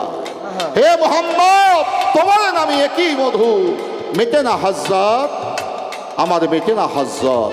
আমি যতই ডাকি ততই কাঁদি কাঁদি, মেটে না হযরত, তোমার নামে একই নেশা হে প্রিয় হযরত। বাজান, যে প্রেমিক হয়ে যায় হাত দিয়ে তাকে ধৈর্য আনতে হয় না। অন্তরের ভালোবাসার এক হাত আছে, ওই হাত দিয়া স্মরণ করলেই দূরের মানুষ কাছে চলে আসে। এই পর্যন্ত মোটামুটি আমি ওই রাতির আমিতি। এবার আমার ভাইয়ের কাছে একটা মাত্র প্রশ্নই আমি রাখবো, সবাই বলবেন সেই পবিত্র গীতি। নবুয়ত ছিল দয়াল নবীর পৃষ্ঠদেশে। এক হাদিসে পাইলাম, দেখতে ছিল একটা টিউমারের মতন। মেশকাত শরীফ পইরা দেখলাম ওই নবুয়ত ছিল কবুতরের ডিমের মতন। এক হাদিসে পাইলাম এটা একটা টিউমারের মতো, আর এক হাদিস পড়া পাইলাম এটা কবুতরের ডিমের মতো। আর এক কিতাবে দেখলাম একটা নরম মাংসপিণ্ড, আর এক কিতাবে পাইলাম এটা হরিণের নাভি বলে যে মৃগ নাভি হয়, এই মৃগ নাভির মতো ছিল। এখন আমি জানতে চাই মূলত নবুয়তটা কোন মতন ছিল? এটা কবুতরের ডিমের মতো ছিল। যদি কবুতরের ডিম মতো হয়ে থাকে তাইলে যেটা বলছে এটা টিউমারের মতো একটা মাংসপিণ্ড ছিল, এই কথাটা মিথ্যা হয়ে যায়। আর যদি বলি যেটা টিউমারের মতো, তাইলে হরিণের মৃগ নাভির মতো ছিল, এই কথাটা মিথ্যা হয়ে যায়। আমি সাব্যস্ত করব কিভাবে, কোন রূপে, যে নবুয়তটা প্রকৃত কোন রূপে ছিল। এই নবুয়তের নবী আমার 63 বৎসর বয়সে মদিনায় আছে ঘুমাইয়া, লক্ষ লক্ষ প্রেমিক ভক্ত আসে কান যাইয়া নবী নবী কইয়া ডাকে তারা ব্যাকুল হইয়া। বাজাম যে ডাকে মধুর সুরে, যে ডাকে মধুর সুরে, নবী দেখা দেয় তাহারই গো, যে ডাকে মধুর সুরে।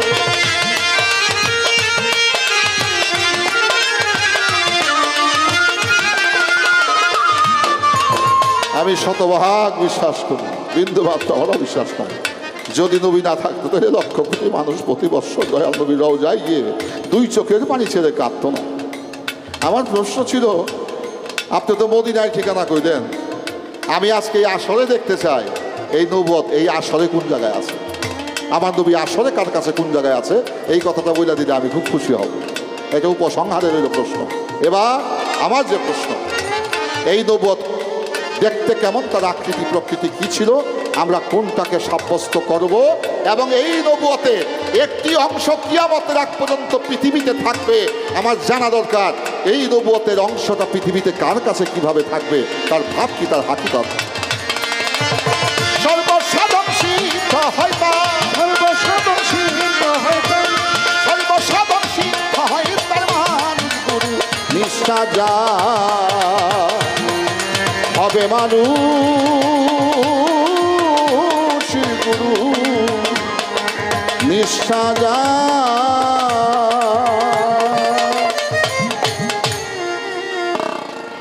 এবার দরবারের পক্ষ থেকে বাবাজি আবুল বাশার সাজ্জাদ সেন তিনি একটি গানের জন্য আদেশ করেছেন। যেহেতু রাত্র 3টা বেজে গেছে, আমি আওলাদে ওলি বাবা বাহাশার বংশধর পবিত্র রক্তের স্রোতধারাদার দেহে প্রবাহিত সেই খাদেম সাহেবের আদেশক্রমে গানটি করব। হায় রে পিরিতি বুঝলাম না রীতি, কাঁদিয়া গেল আমার সারাটি জীবন। আশা করি নীরবতা পালন করে শ্রবণ করবেন। ধন্যবাদ। আমাদের মাঝে দুবাচাইল পাক দরবার শরীফের বাবা হযরত বাবা মুখলেশ্বর রহমতুল্লাহের সুযোগ্য সন্তান, আমার শ্রদ্ধার ব্যক্তি প্রফেসর শানুর সাহেব আমাদের মঞ্চে উপবিষ্ট রয়েছেন। তার আওলাদে ওলি বাবা মুখলেশ্বর দরবারের প্রতিনিধি তারা এসেছেন, তাদের সকলের প্রতি সালাম এবং শ্রদ্ধা জানাই।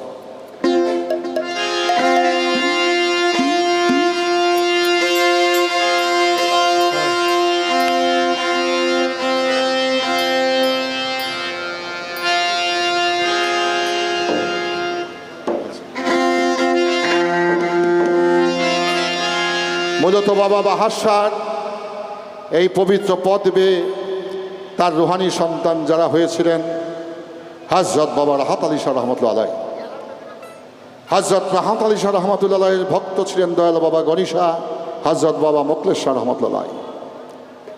এই সিলসিলা অনুযায়ী বাংলাদেশের পূর্ব থেকে পশ্চিম, পশ্চিম থেকে পূর্ব, উত্তর থেকে দক্ষিণ, দক্ষিণ থেকে উত্তর, এমন কোনো স্থান, এমন কোনো জেলা, এমন কোনো গ্রাম নাই যেখানে এই বাহাশা বাবার রুহানি আওলাদ, দয়াল বাবা গণিশা মুখলেশ্বর বাবার আওলাদ, রুহানি আওলাদ বুনিয়াদ না আছে।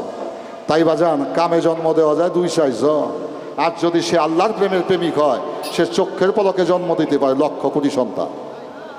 তার প্রমাণ বাবা বাহাশা ছিল, আছে, থাকবে। এই ব্রিটিশটা করার সময় যে রাজনীতি হয়েছে রে বাবা, এই বাজার ভাঙ্গার জন্য যে কত নাপিত খাড়াইছিল, কালজয়ী সাক্ষী আমি। কিন্তু বাবার বাহাশার মাজারটাকে ভাঙ্গার ক্ষমতা, সাহস কেউ দেখাতে পারে না। আল্লাহর ওলি ছিল, আছে, থাকবে। ব্রিজটাকে অনেক ক্রাফ করে নিতে হয়েছে, তারপরে একটা অংশ মাজার ব্রিজের নিচে। তারপরে আমরা যখন এই ব্রিজ দিয়ে আসা যাওয়া করি, পাওটা গাড়ির মধ্যে রাখি না, পাওটা শূন্য করে রাখি, যদি আমার কোনো বেয়াদবি হয়ে যায়। যে মানে সেই প্রভুরে পায়, যে মানে না সে কখনো প্রভুর সত্তাকে লাভ করতে পারে না। যা হোক, সেই গানটি করার চেষ্টা করছি। বাবা বেহালাতে একটু দাও।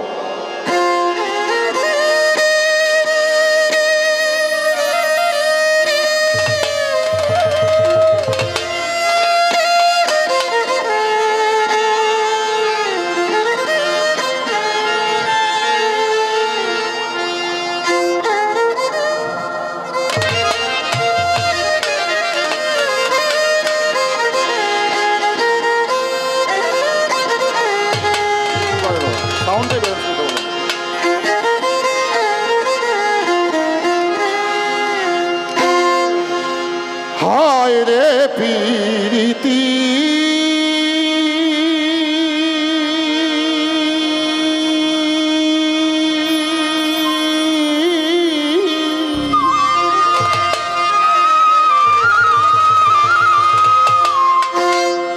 আমি বুঝতাম না রীতি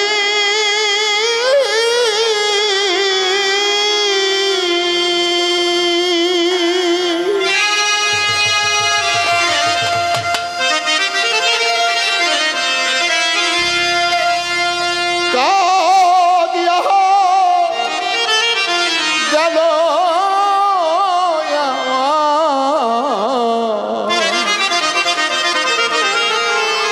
সারাটি জীবন আমার বন্ধুর সাথে হইল না মিলন আমার বাসা বাবার সাথে আমার হইল না মিলন। হাইরে পিরিতি বুঝলাম না রীতি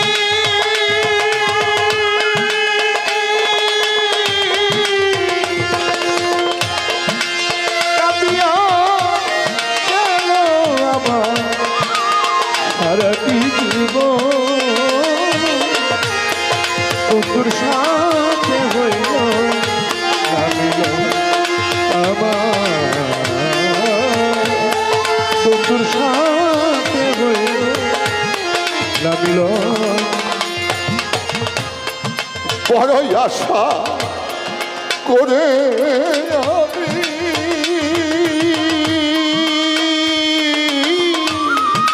বাঁধতে বেঁধেছিলাম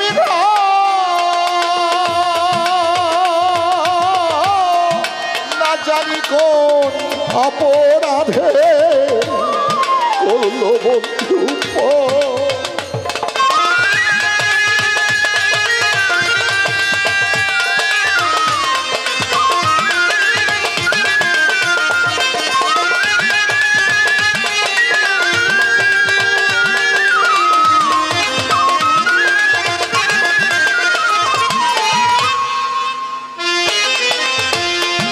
বড়ই আশা করে আমি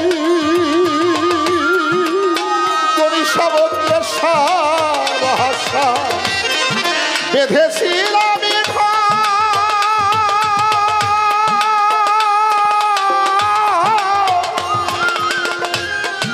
না জানি কো অপরাধে করল বন্ধু বন্ধু হারাই আমার এই পুরায়ন্ত বন্ধু হারা পুরায়ন্ত বন্ধু হারাই আমার এই পুরায়ন্ত কার কাছে দেখায় এখন বন্ধুর সাথে আমার হইল না মিল আমার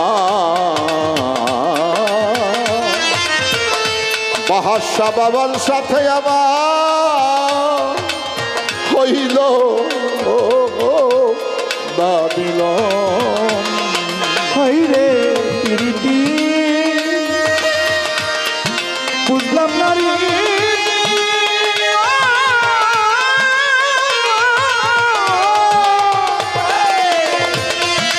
কাঁদিয়া গেল আমার সারাটি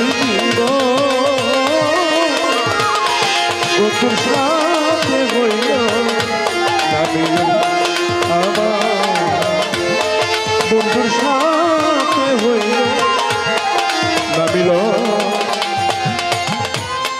যে জ্বালা মোরা বুকের ভিতর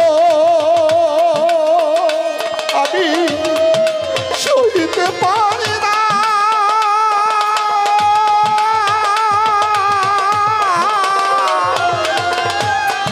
দুঃখের কথা বলতে গেলে আসে শুধু কান্না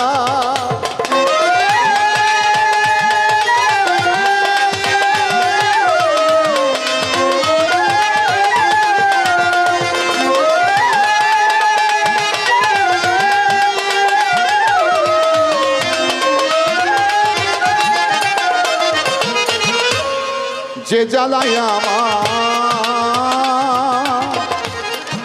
বুকের ভেতর আমি সইতে পারি না।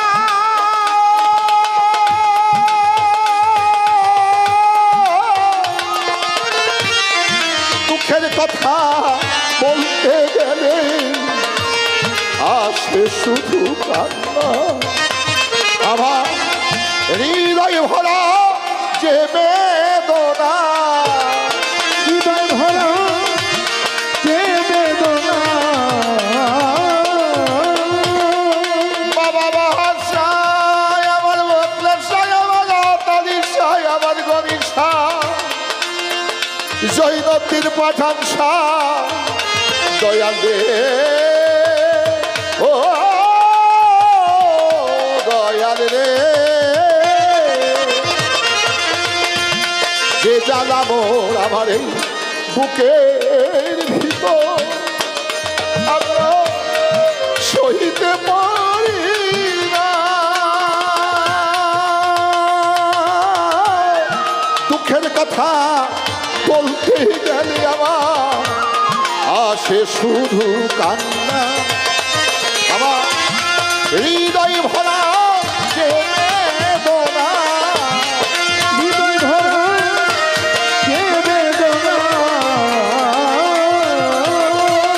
হৃদয় ভরাই আমার যে বেদনা কার কাছে শুধাই এখন। বন্ধুর সাথে আমার হইল না মিলন, আমার বন্ধুর সাথে হইল না মিলন।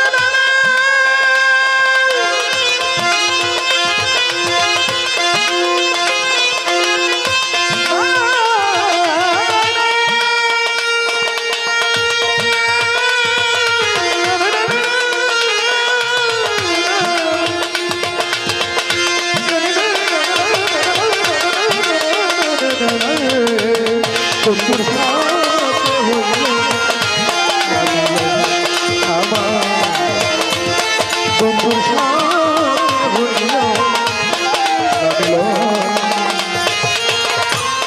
প্রেম করিয়া হে জগতে সাধু অনেকে হয় সুখী,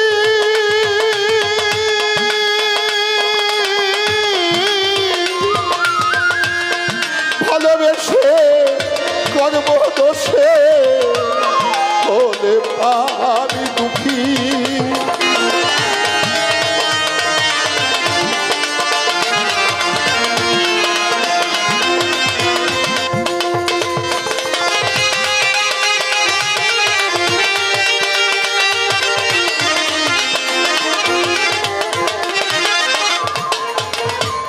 প্রেম করিয়া এ জগতে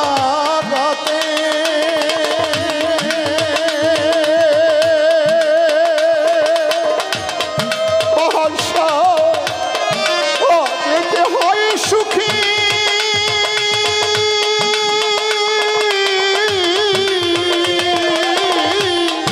ভালোবেসে কর্ম দোষে ওরে আমি দুঃখী। ওরে উড়ে যাবে আমার এই প্রাণ পাখি, উড়ে যাবে আমার প্রাণ পাখি,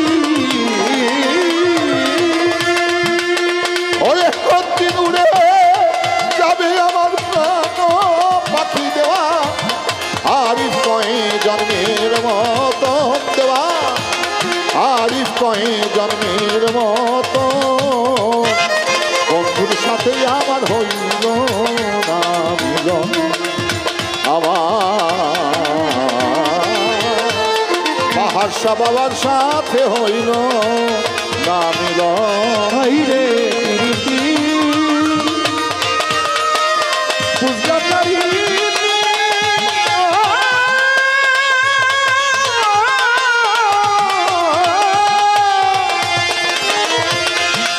কাঁদিয়া গেল আমার সারাটি জীবন বন্ধুর সাথে হইল না মিলন আমার বন্ধুর সাথে হইল না মিলন হায়রে প্রীতি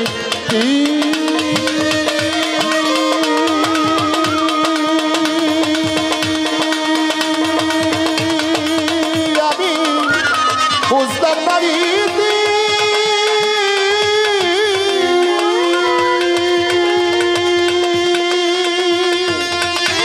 কাঁদিয়া গেল আমার সারাটি জীবন বন্ধুর সাথে হইল না মিলন আমার বন্ধুর সাথে হইল না মিলন আমার বাহারশা বাবার সাথে এই জীবন দেখিয়া আমার হাতালিশাই আমার গনিশাই আমার বত্রেশ্বর সাথে হবে না মিলন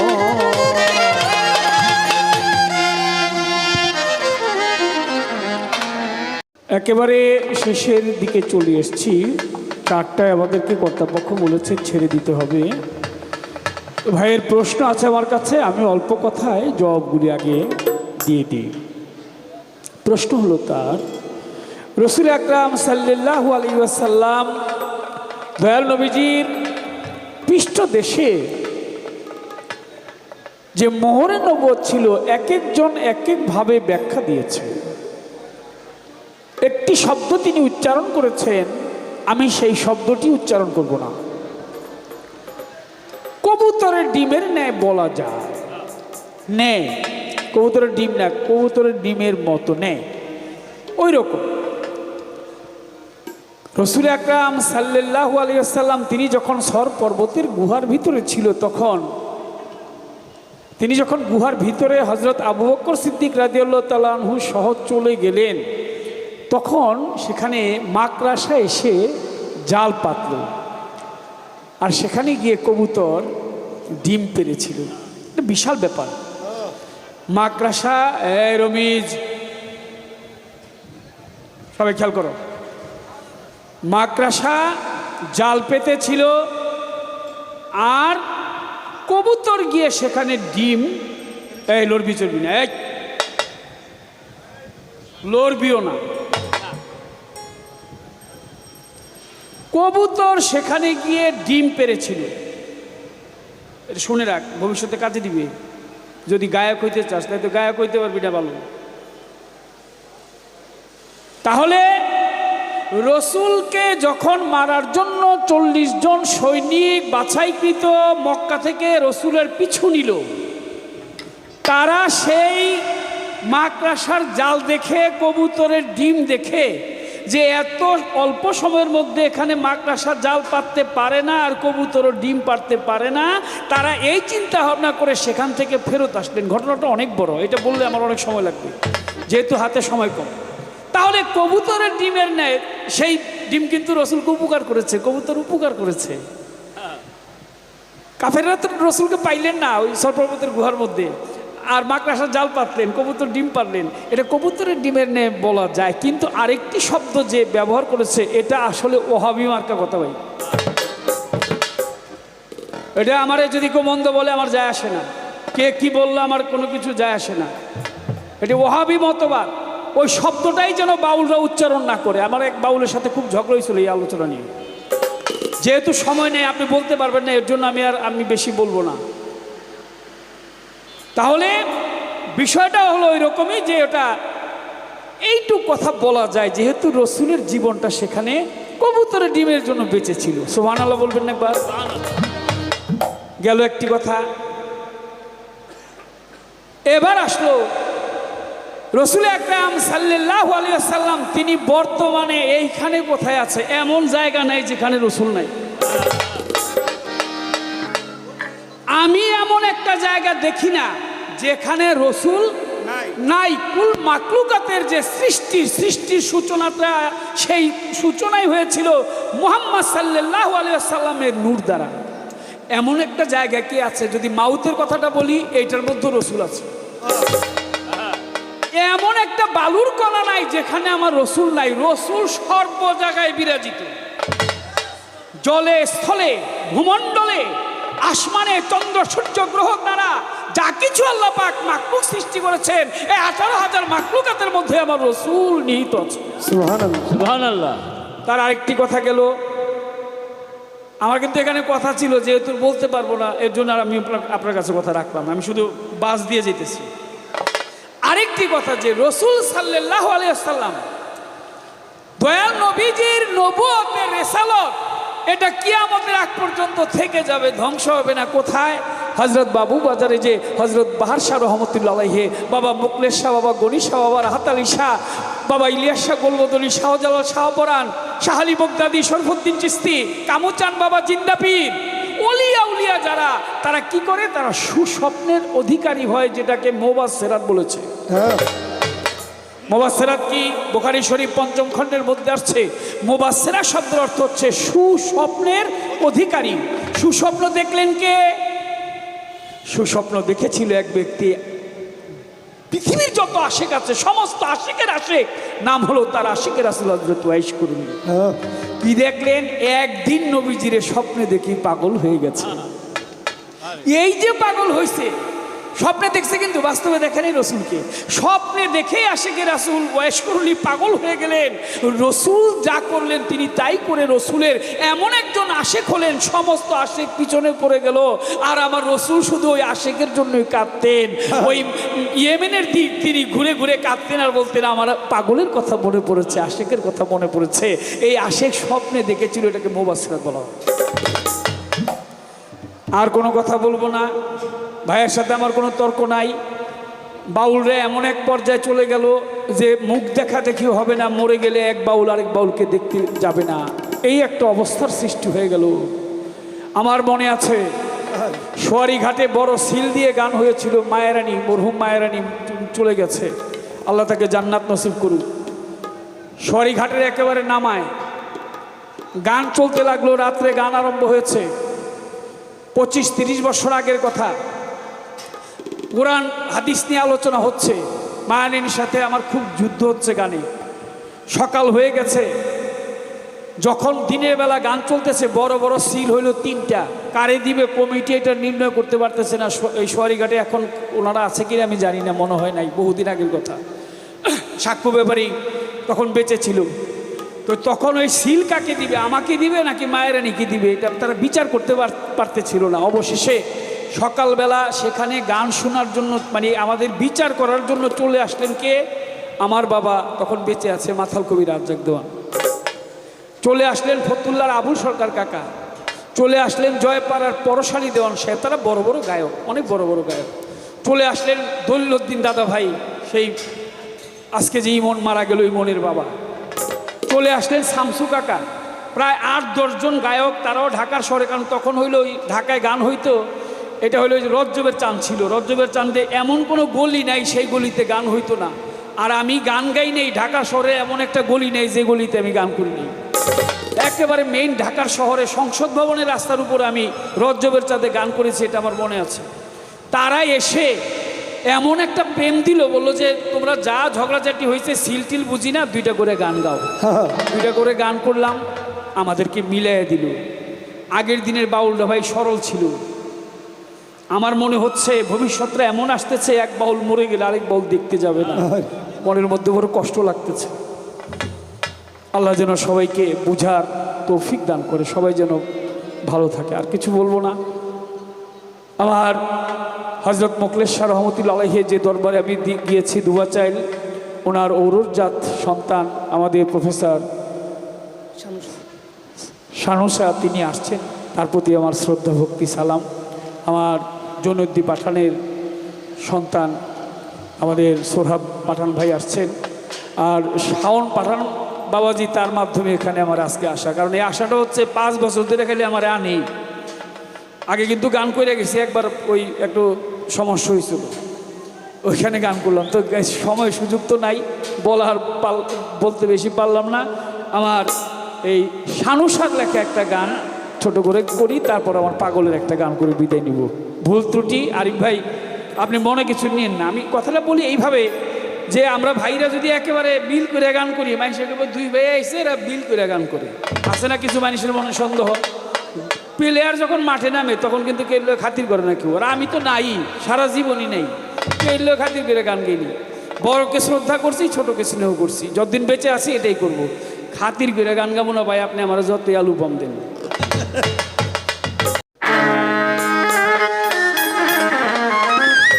রাগ করেন না, ফুল টুল মাফ করে। আমি লোক সমাজে হইলাম দোষী,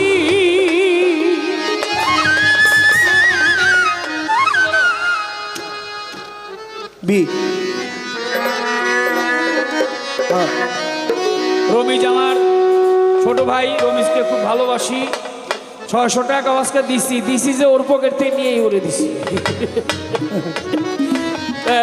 রমিজ একটা দাঁতিও দিচ্ছি, কারণ ভালোবাসিদের জন্য দিচ্ছি, নাহলে দিতাম না। সবাই তো সাহস পাইব না, এইটাও একটা প্রেমের ব্যাপার থাকে, প্রেম ছাড়া হয় না। আমি লোক সমাজে হইলাম দোষী, বাহার সার পীড়িতের কারণে রে বন্ধু, পীড়িতের আগুন এই আমারে আর কত জ্বালাই বারে মোকলেশা বাবা, পীড়িতের আগুন। ওরে আমি লোক সমাজে হইলাম দোষী, আমি লোক সমাজে হইলাম দোষী, আমি যে লোক সমাজে হইলাম দোষী, মোকলেশা পীড়িতের কারণে রে মনীষা বাবা, পীড়িতের আগুন এই আমারে আর কত জ্বালাই বারে প্রাণের মাতাল, পীড়িতের আগুন। ওরে আমি লোক সমাজে হইলাম দোষী, লোক সমাজে হইলাম দোষী, শুধু তোর পীড়িতের কারণে রে বন্ধু, পীড়িতের আগুনে আমারে আর কত জ্বালাই বারে বন্ধু, পীড়িতের আগুনে। যারে তোমার মন দিয়াছ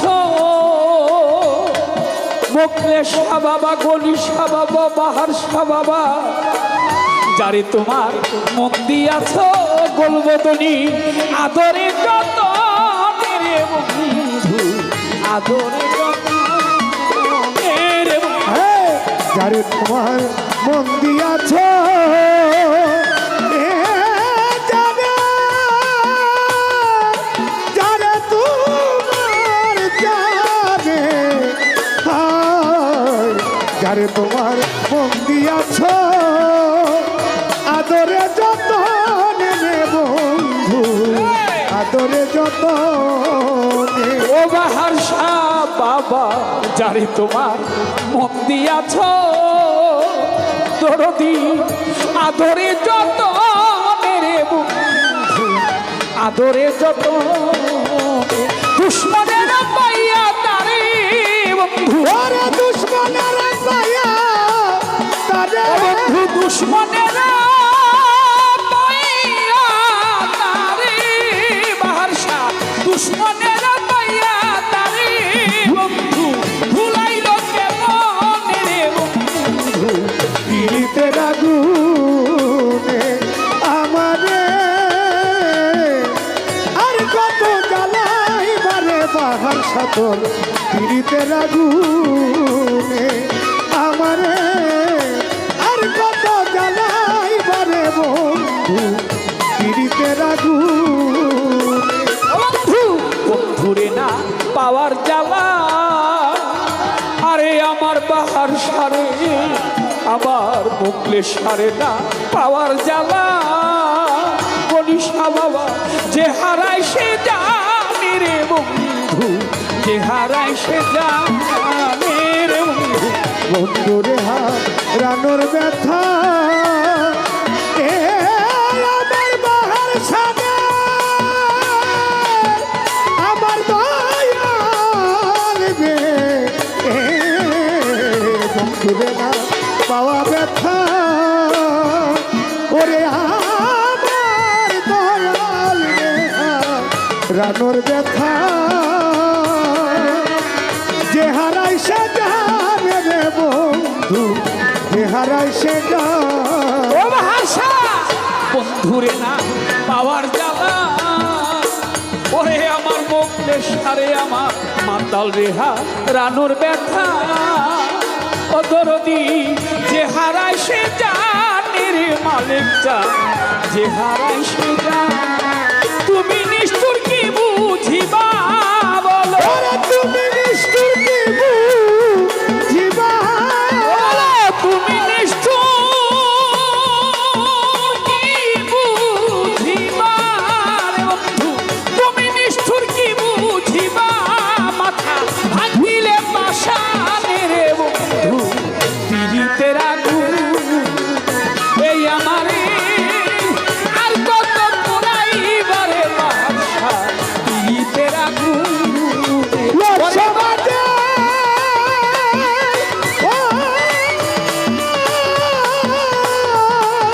বাহার সারে লোক সমাজে হইলা খুশি শুধু তোর পীড়িতের কারণে রে বাহার সার পীড়িতের আগুনে আমারে আর কত জ্বালাই বারে বন্ধু পীড়িতের আগুন।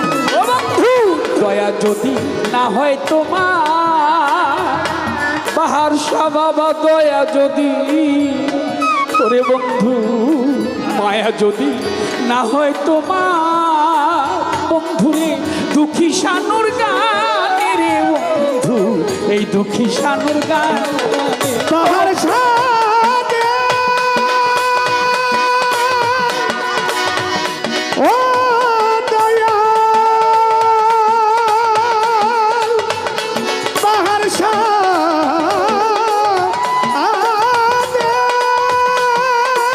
আমার এই মাই দয়াল রে আমার বান্ধব রে আমার দয়াল রে। দয়া যদি না হয় তোমার, পাহাড় বাবা দয়া যদি, মাতাল বন্ধুরে দয়া যদি না হয় তোমার, দুঃখী শানুর গানে রে বন্ধু, দুঃখী শানুর গান। অবিচারের বিচার দিব, বিচারের বিচার দিব আমি অবিচারে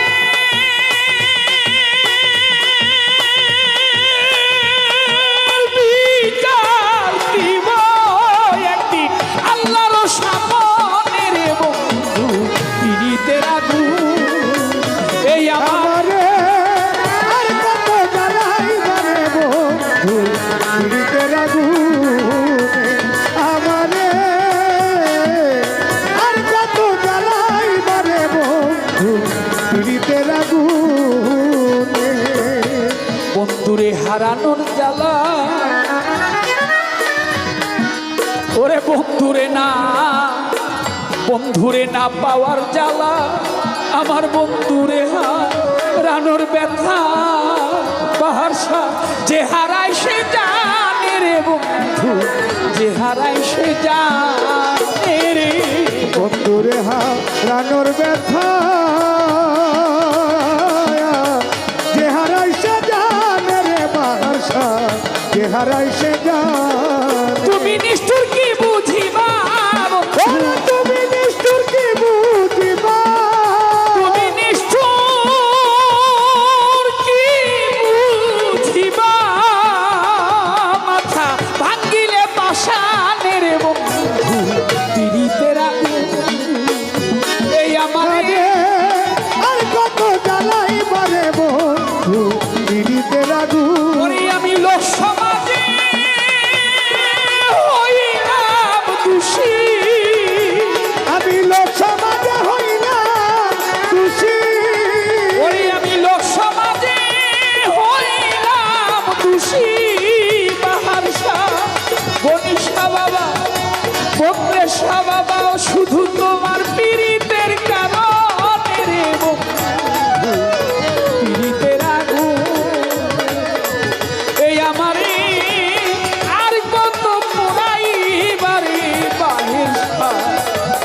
বাহারসা তোমার পিরিতের আগুন